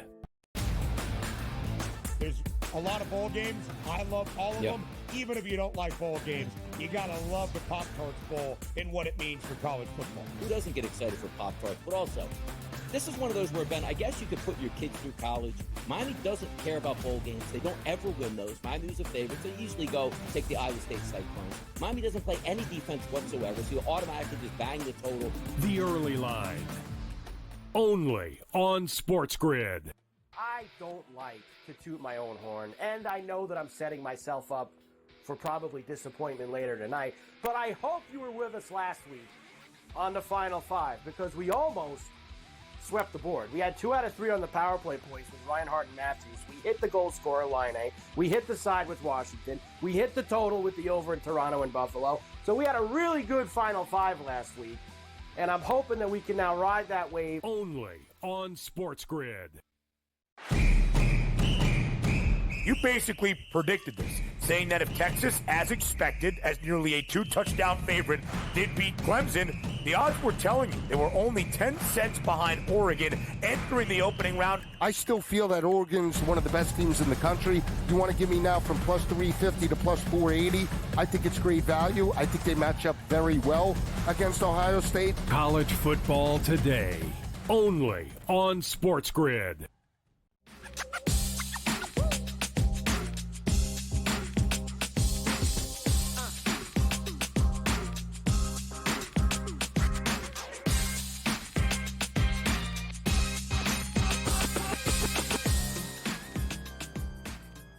All right, we are back on SportsGrid Georgia football here, Lisi. Let's do some rooting in while we still can. What do you need in this one? Oscar Delp, anytime touchdown. Or I tell you what, best scenario is interception for a touchdown within the first 2 seconds of this drive. Okay. And then Georgia gets a garbage touchdown, and we get over the 45.5. All right. Yeah, for me, like, I need 14 yards out of Dominic Lovett. That would be big. All right, if let's I can get get it. 14 yards out of Dominic Lovett, that would be big. Let's get it. Let me add this as we're watching it too, though, Joe, right? Remember when Gunnar Stockton's passing prop was 305 and a half? I think he's thrown for 20 yards since that moment. You got to give him a lot of credit.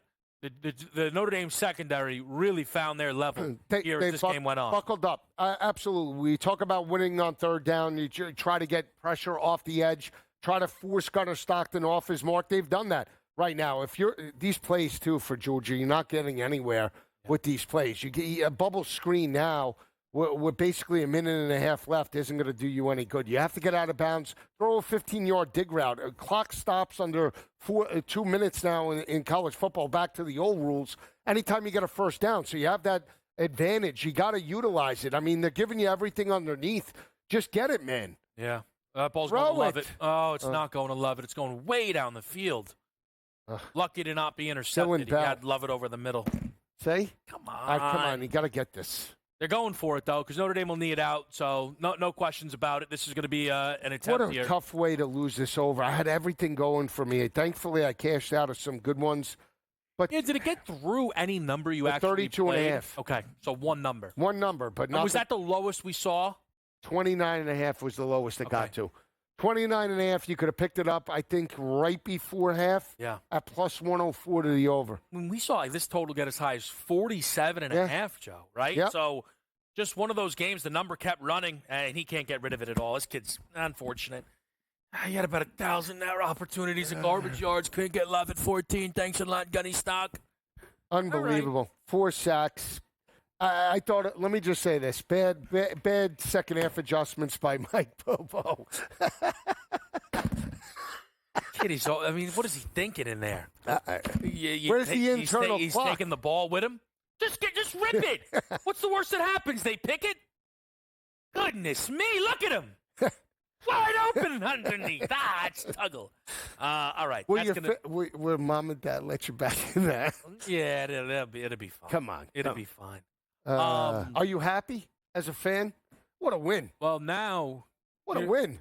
What a win. But now they can't lose the next one. And listen. Let me tell you something. Yeah, all right. Go ahead. I'm putting Notre Dame. I know what you said about. I'm putting Notre Dame 3-point favorites. That's not going to be the number though. I'm clicking and refreshing. They're not. Nobody's ready to post yet. I mean, come on. This is a dominant defensive performance. 4 sacks, special teams. Riley Leonard, the team. I mean, they had 75 yards rushing in the first half. What'd they have for the game? Listen, and that's on Georgia's defense. The defense found a level. I thought the defense got better as the game went on. 125 they rushed for. Why? They had 75 at half. They didn't rush for more than 50? They were hanging ETN to double his. ETN had 4 rush yards in the second half. They held Georgia to 69 rushing yards in the game, 2.5 yards per carry. Held them for 2 of 11 on third downs. Now, granted, Notre Dame wasn't good. They were 2 of 10 on third downs. But we talk about winning the turnover battle. They did it. They got pressure on Gunnar Stockton. They did that. They won the special teams battle. That's it. That's the recipe to a lower scoring win. And they could play that way against James Franklin and Penn State. I don't know if they could play that way against Ohio State or Georgia, Texas. And the reason why I say that is, again, they'll be at potentially the quarterback disadvantage the way Howard's playing and yours, obviously, with those weapons. But we'll see. Yeah. Styles make fights. So let me just – here it is. Currently Notre Dame 1.5, minus 120 on the money line. It's going to be – I think they bet it up to 3. I think it runs. I think it goes the other way. So here, I want to say this. Congrats to Notre Dame and to Marcus Freeman, who is responsible for some of the worst losses in Notre Dame history. To lose that game to Northern Illinois and turn around and be in the college football playoff semifinal is truly unimaginable. And I understand that Notre Dame's schedule this season was easy and cleared way to potentially be in this spot. But the win over Indiana, they were absolutely dominant. They abused that team as much as Ohio State did, who are now the national championship favorites. To play Georgia and outside of one drive, the Dogs could not move the football in the second half. To have your star running back in Jeremiah Love, you give Marcus Freeman a world of credit. Absolutely. Coming in for Brian Kelly, I know he's not everybody's favorite. Not easy. A national championship appearance, multiple college football playoffs made. Not easy. And Notre Dame being in this spot, it is impressive. I did not think that Marcus Freeman would survive this season. I thought if Marcus Freeman was let go after the NIU game, that wouldn't have been crazy. I really didn't. Trust me. Listen, I like to tell you when I'm right about some coaches. Brandon Staley, Nate Hackett, soon-to-be Dan Lanning.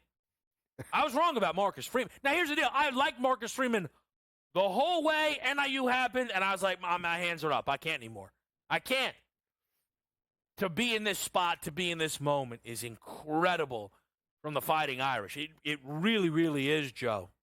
With that said, we've talked a lot about the format.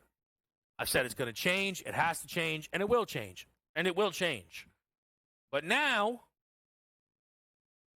Major League Baseball postseason is something that I put my eye on a lot because I don't really like that every time a team has a bye, they can't win a game. 4 byes. No wins. 1 cover. Not great, Joe. No. Not great. Well, here's the thing, but byes, we talk about it, beneficial or detrimental to a team, but that's on the coaches as well. The coaches need to prepare their teams, right? And you're not dealing with professionals, you're dealing with 18 and 22-year-old kids, right? In some cases, maybe a little bit older, depending upon, the 6th year and 7th year of eligibility. But at the end of the day, it's up to you to get your team prepared. And Kirby Smart, for the most part, has been the best at that, right? Mm-hmm. And he didn't do it tonight. Now, again, was it knowing maybe in that locker room that Gunnar Stockton wasn't like Carson Beck? Is it possible? I just feel like from a staff perspective, they came out, they were aggressive. They get the play call to Arian Smith down the field, and then just never. I don't know. It's just like they were always the counterpuncher in this game. They were never the knockout artist, right? They were never willing to take that shot to reestablish the momentum. They were confident in, hey, we'll play this game 6-3, 9-7, 10, 13-10, and somehow we'll find a way to pull it out. And then they got knocked down by a more physical type of team in Notre Dame, and they were the more physical team tonight, offensive, defensive lines. And at the end of the day, Georgia didn't know how to respond, right? They did not know how to respond. They get inside. Did you feel confident when it was 23-10 and there's 8 minutes left and they're inside the 15 that they were going to score? No, certainly not. No, and I never felt that. I think the interesting thing is, Joe, I think the way the season went for Georgia, I'm not saying you are, but I can't blame the whole thing on Stockton. I can't. No. I didn't see it from Beck this year. They had the worst that pass catching group. Right. Whoa! Time to hit the portal because you don't deserve to wear dog red. Most drops in the country. Yeah, that can't happen at Georgia, nonetheless. Cannot happen. But ultimately, man, Notre Dame, a heck of a performance. We've got some lines out and available. We'll talk about them with you on SportsGrid.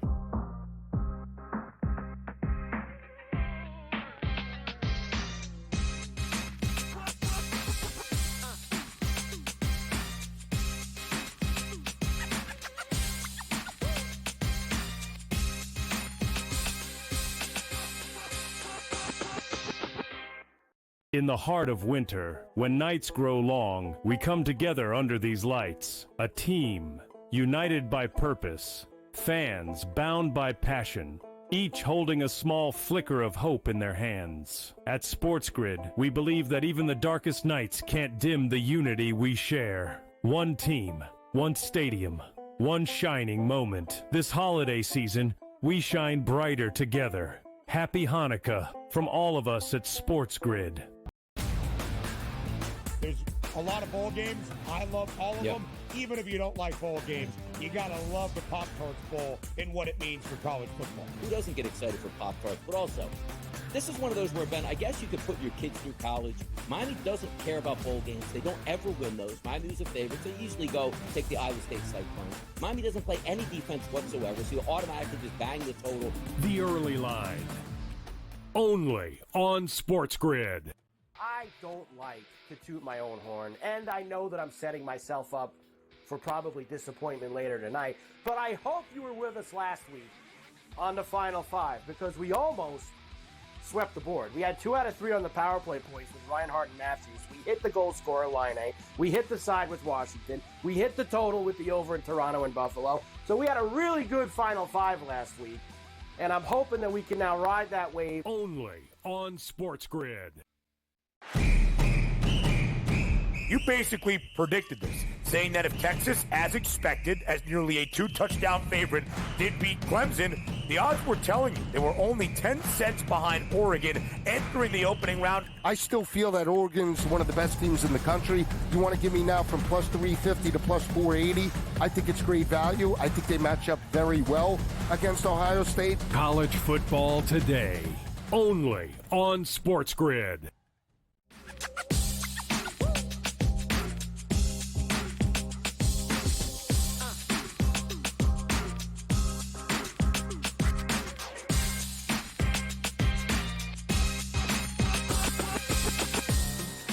Back right here on SportsGrid, it is Game Time Decisions, and we have now officially got the format down to 4.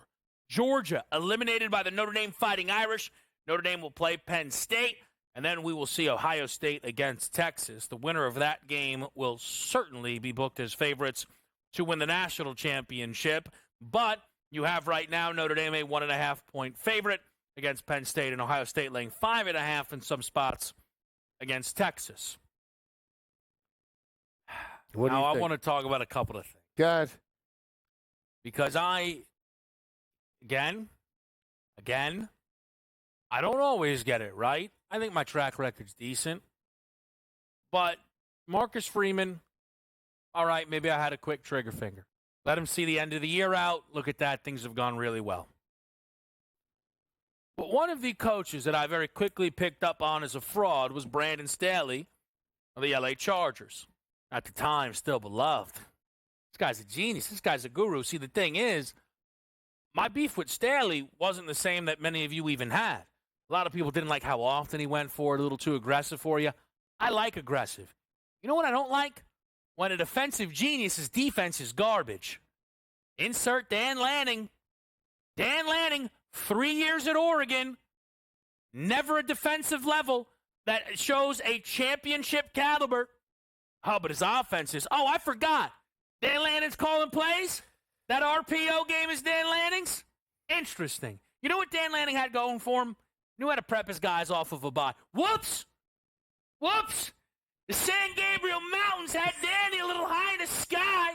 Forgot to prep, apparently, for the game against Ohio State. I've had to listen to Dan Lanning be called potentially the best coach in college football. Joe Lisi right here with me. All right. What do you got to say? I was wrong. For Dan Lanning. Look, I need a smile on my face, and I got it. It's Dan Lanning. Whoa. Look, not my first loss. Certainly won't be my last. Exposed. Was Dan Lanning exposed? In that game, yes. Okay. Absolutely. Terrible performance. I told you that yesterday, though, when you and I spoke. You make it sound like first time we're talking. Yeah, I don't talk to you off air. Yeah, okay. All right. So here's the thing. That performance was, we were talking about, we were tweeting about it. When did they realize the game kicked off? Because they were down 17-0. It's like they were walking through the motions again. At what point did they have any sense of urgency? Oh, down 34-0. Thanks. Great. See you later. All of a sudden, Dylan Gabriel, he got off his rocking chair. Like, what was going on? Jordan James, the whole team, like, run. First down, second. You're getting Second smashed. and 9 running the You're football. getting smashed in this game. Colin Klein. Oh, my. But, Will Stein, I mean, I get them confused. Will Stein's calling plays. I mean, he thought he was back at Louisville. But truly, I agree with you about the play calling. But the defense came out flat. Everybody, mismatches, assignments. Jeremiah Smith, it looked like you had Malik Neighbors and Jamar Chase out there playing for 2019 LSU. Come on. All right, listen, I don't want to overreact, but at this point, I mean, why not? That kid looks like the greatest player in the history of football. You got to be kidding me. Is he better than Justin Jefferson already? And Jamar, is this who we're anointing now? Because we've got you don't like that he doesn't wear purple. He doesn't wear purple and gold. I mean, you know. No, all jokes aside, if he could leave tomorrow, I think he would go first overall. He probably would. First non-quarterback. Let me ask you this, though. A serious question. Is he better than Travis Hunter at the wideout game? Yeah. Okay. I mean, I think a lot of people would say. I think Hunter's spectacular. See, but I think a lot of people would say Harrison was better than Neighbors, and now look at how that played out. You're right about that. You're right about that. The more you look at it, like Harrison won in ways. Neighbors is quick as all get out. So is Jeremiah Smith. No, he also catches everything. His hands are like, forget it. I just can't believe he has to play for another 2 years at the college level. Remember when everybody thought Clowney would sit out his junior year? He ain't sitting. No. But, like, if you told me Smith sits it out, remember guys did that with the COVID. Yeah. Chase did it, and Parsons did it. And it's like, all right, well, it worked out. I'm just saying, but we're now 4 years down the road. Here's my thing, Joe. We're in a different time in the college football landscape right now, where at the end of the season, people might try and say Ryan Day's the best coach in college football. Come on. I agree, but I'm just saying. They might say James Franklin is. No, that won't happen. That team could win. Yeah, James Franklin. I'm being serious now. Of the 4 guys left, right? If Day wins it, they won't say it about him. If Franklin wins it, they won't say it about him. Sark, maybe. Freeman, maybe. Both of those. They might if they win the whole thing. Marcus Freeman again, taking over that program with such success. He coached Kirby today. Absolutely. That's no small feat. No, it's not. And again, he's learned from his mistakes. He has learned from his mistakes. Again, You get knocked off as a 28.5-point home favorite over Northern Illinois. You reel off 12 straight wins. Yeah. 11 straight wins. I mean, come on. Who's better than them right now? Here, I'll do this because if he's watching, I'll get a kick out of it. My dad wanted me to say, how about those Irish? How about? He's all excited. They're good. They deserve it. Everybody that backs Said, the tell Irish. Joe, though. He's a big fan of Lisi. Does he know that? Does he know I picked Notre Dame? I'll have to explain to him the outfit choice there was right on I picked brand. Notre Dame to win this game. I just didn't think that. And I should have, I should have backed Notre Dame more, and as opposed to the over. I'm just mad. I thought that over was set up, but again, Notre Dame, I just thought had the defensive advantage going up against Gunnar Stockton, and I just didn't feel it was the same Georgia team.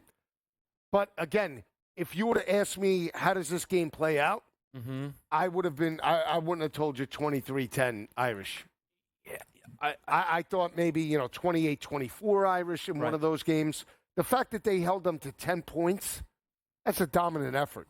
It is, but, I'll tell you this, because Ben was asking us this the other day. He goes, what does Georgia need to score to win?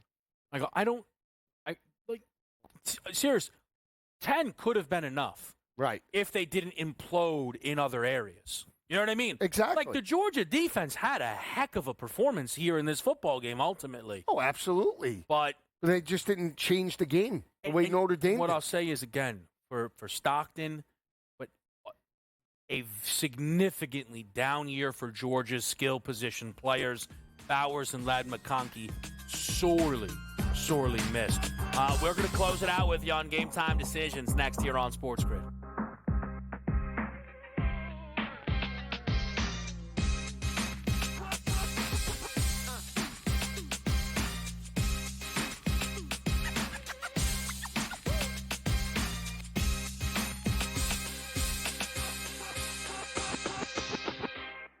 In the heart of winter, when nights grow long, we come together under these lights. A team, united by purpose. Fans bound by passion.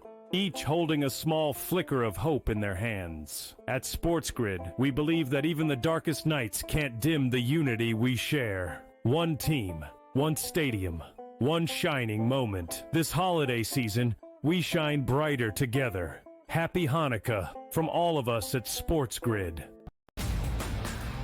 There's a lot of bowl games. I love all of them. Even if you don't like bowl games, you got to love the Pop-Tarts Bowl and what it means for college football. Who doesn't get excited for Pop-Tarts? But also, this is one of those where, Ben, I guess you could put your kids through college. Miami doesn't care about bowl games. They don't ever win those. Miami's a favorite. They usually go take the Iowa State Cyclones. Miami doesn't play any defense whatsoever, so you automatically just bang the total. The early line. Only on SportsGrid. I don't like to toot my own horn, and I know that I'm setting myself up for probably disappointment later tonight, but I hope you were with us last week on the Final Five, because we almost swept the board. We had 2 out of 3 on the power play points with Reinhardt and Matthews. We hit the goal scorer line A. We hit the side with Washington. We hit the total with the over in Toronto and Buffalo. So we had a really good Final Five last week, and I'm hoping that we can now ride that wave. Only on SportsGrid. You basically predicted this, saying that if Texas, as expected, as nearly a 2-touchdown favorite, did beat Clemson, the odds were telling you they were only 10 cents behind Oregon entering the opening round. I still feel that Oregon's one of the best teams in the country. You want to give me now from plus 350 to plus 480? I think it's great value. I think they match up very well against Ohio State. College football today. Only on SportsGrid.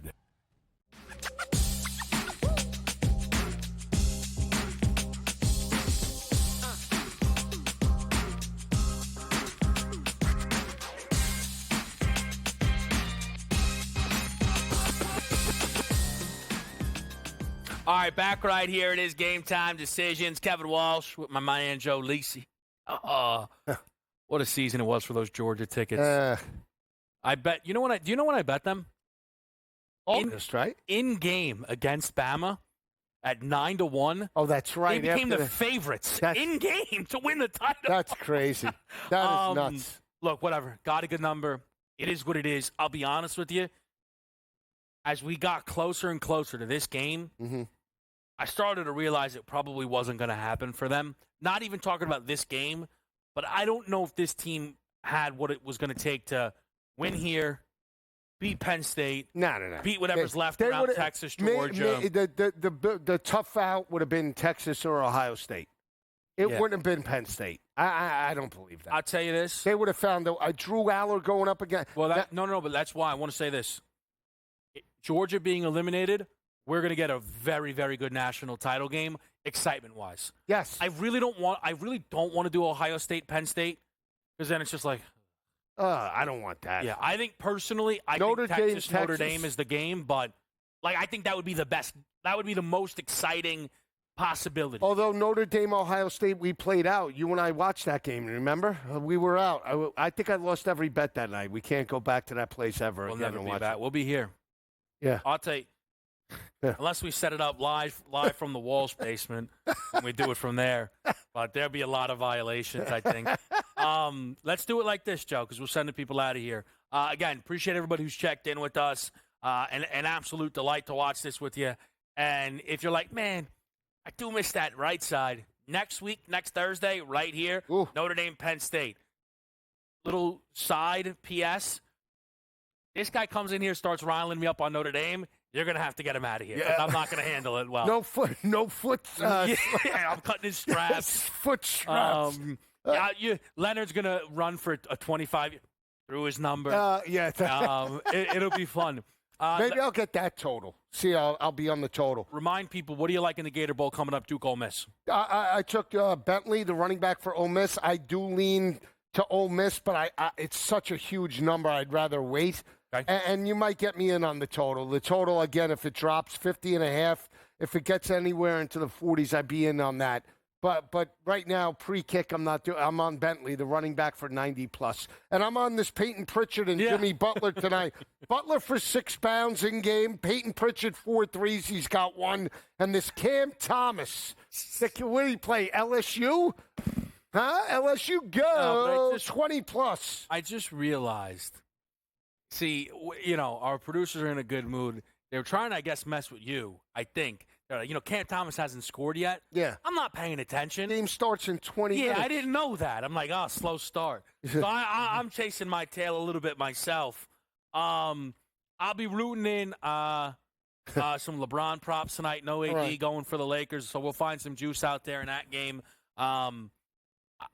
Here's the thing about Ole Miss. I really like Ole Miss. You're going to get me in on this over now. You like the over that much? No.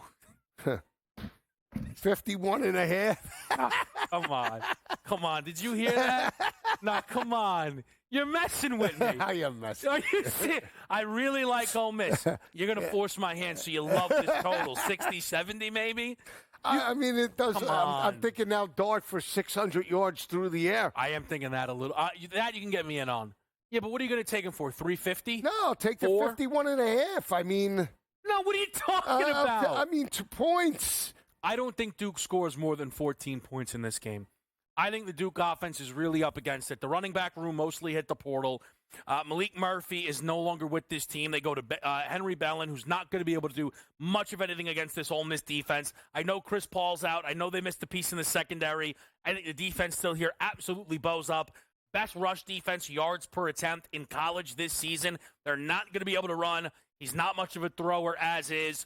Ole Miss is going to be out there with their hair on fire. They put themselves in the line of fire with the conversations leading into this game. They know it. Kiffin knows the number. I think that this game, you want a final score, Lise? Yeah. 38-10. All right. How about this? So Can I get you in each team to score 1 touchdown in each quarter, 39-1? Not a chance. That's Duke scoring 28 points. How about Duke not to score a TD, 5-1? That's more interesting. Can we take that and parlay it with the over? 4 touchdowns to be scored in each half, plus 390. Now you got me looking.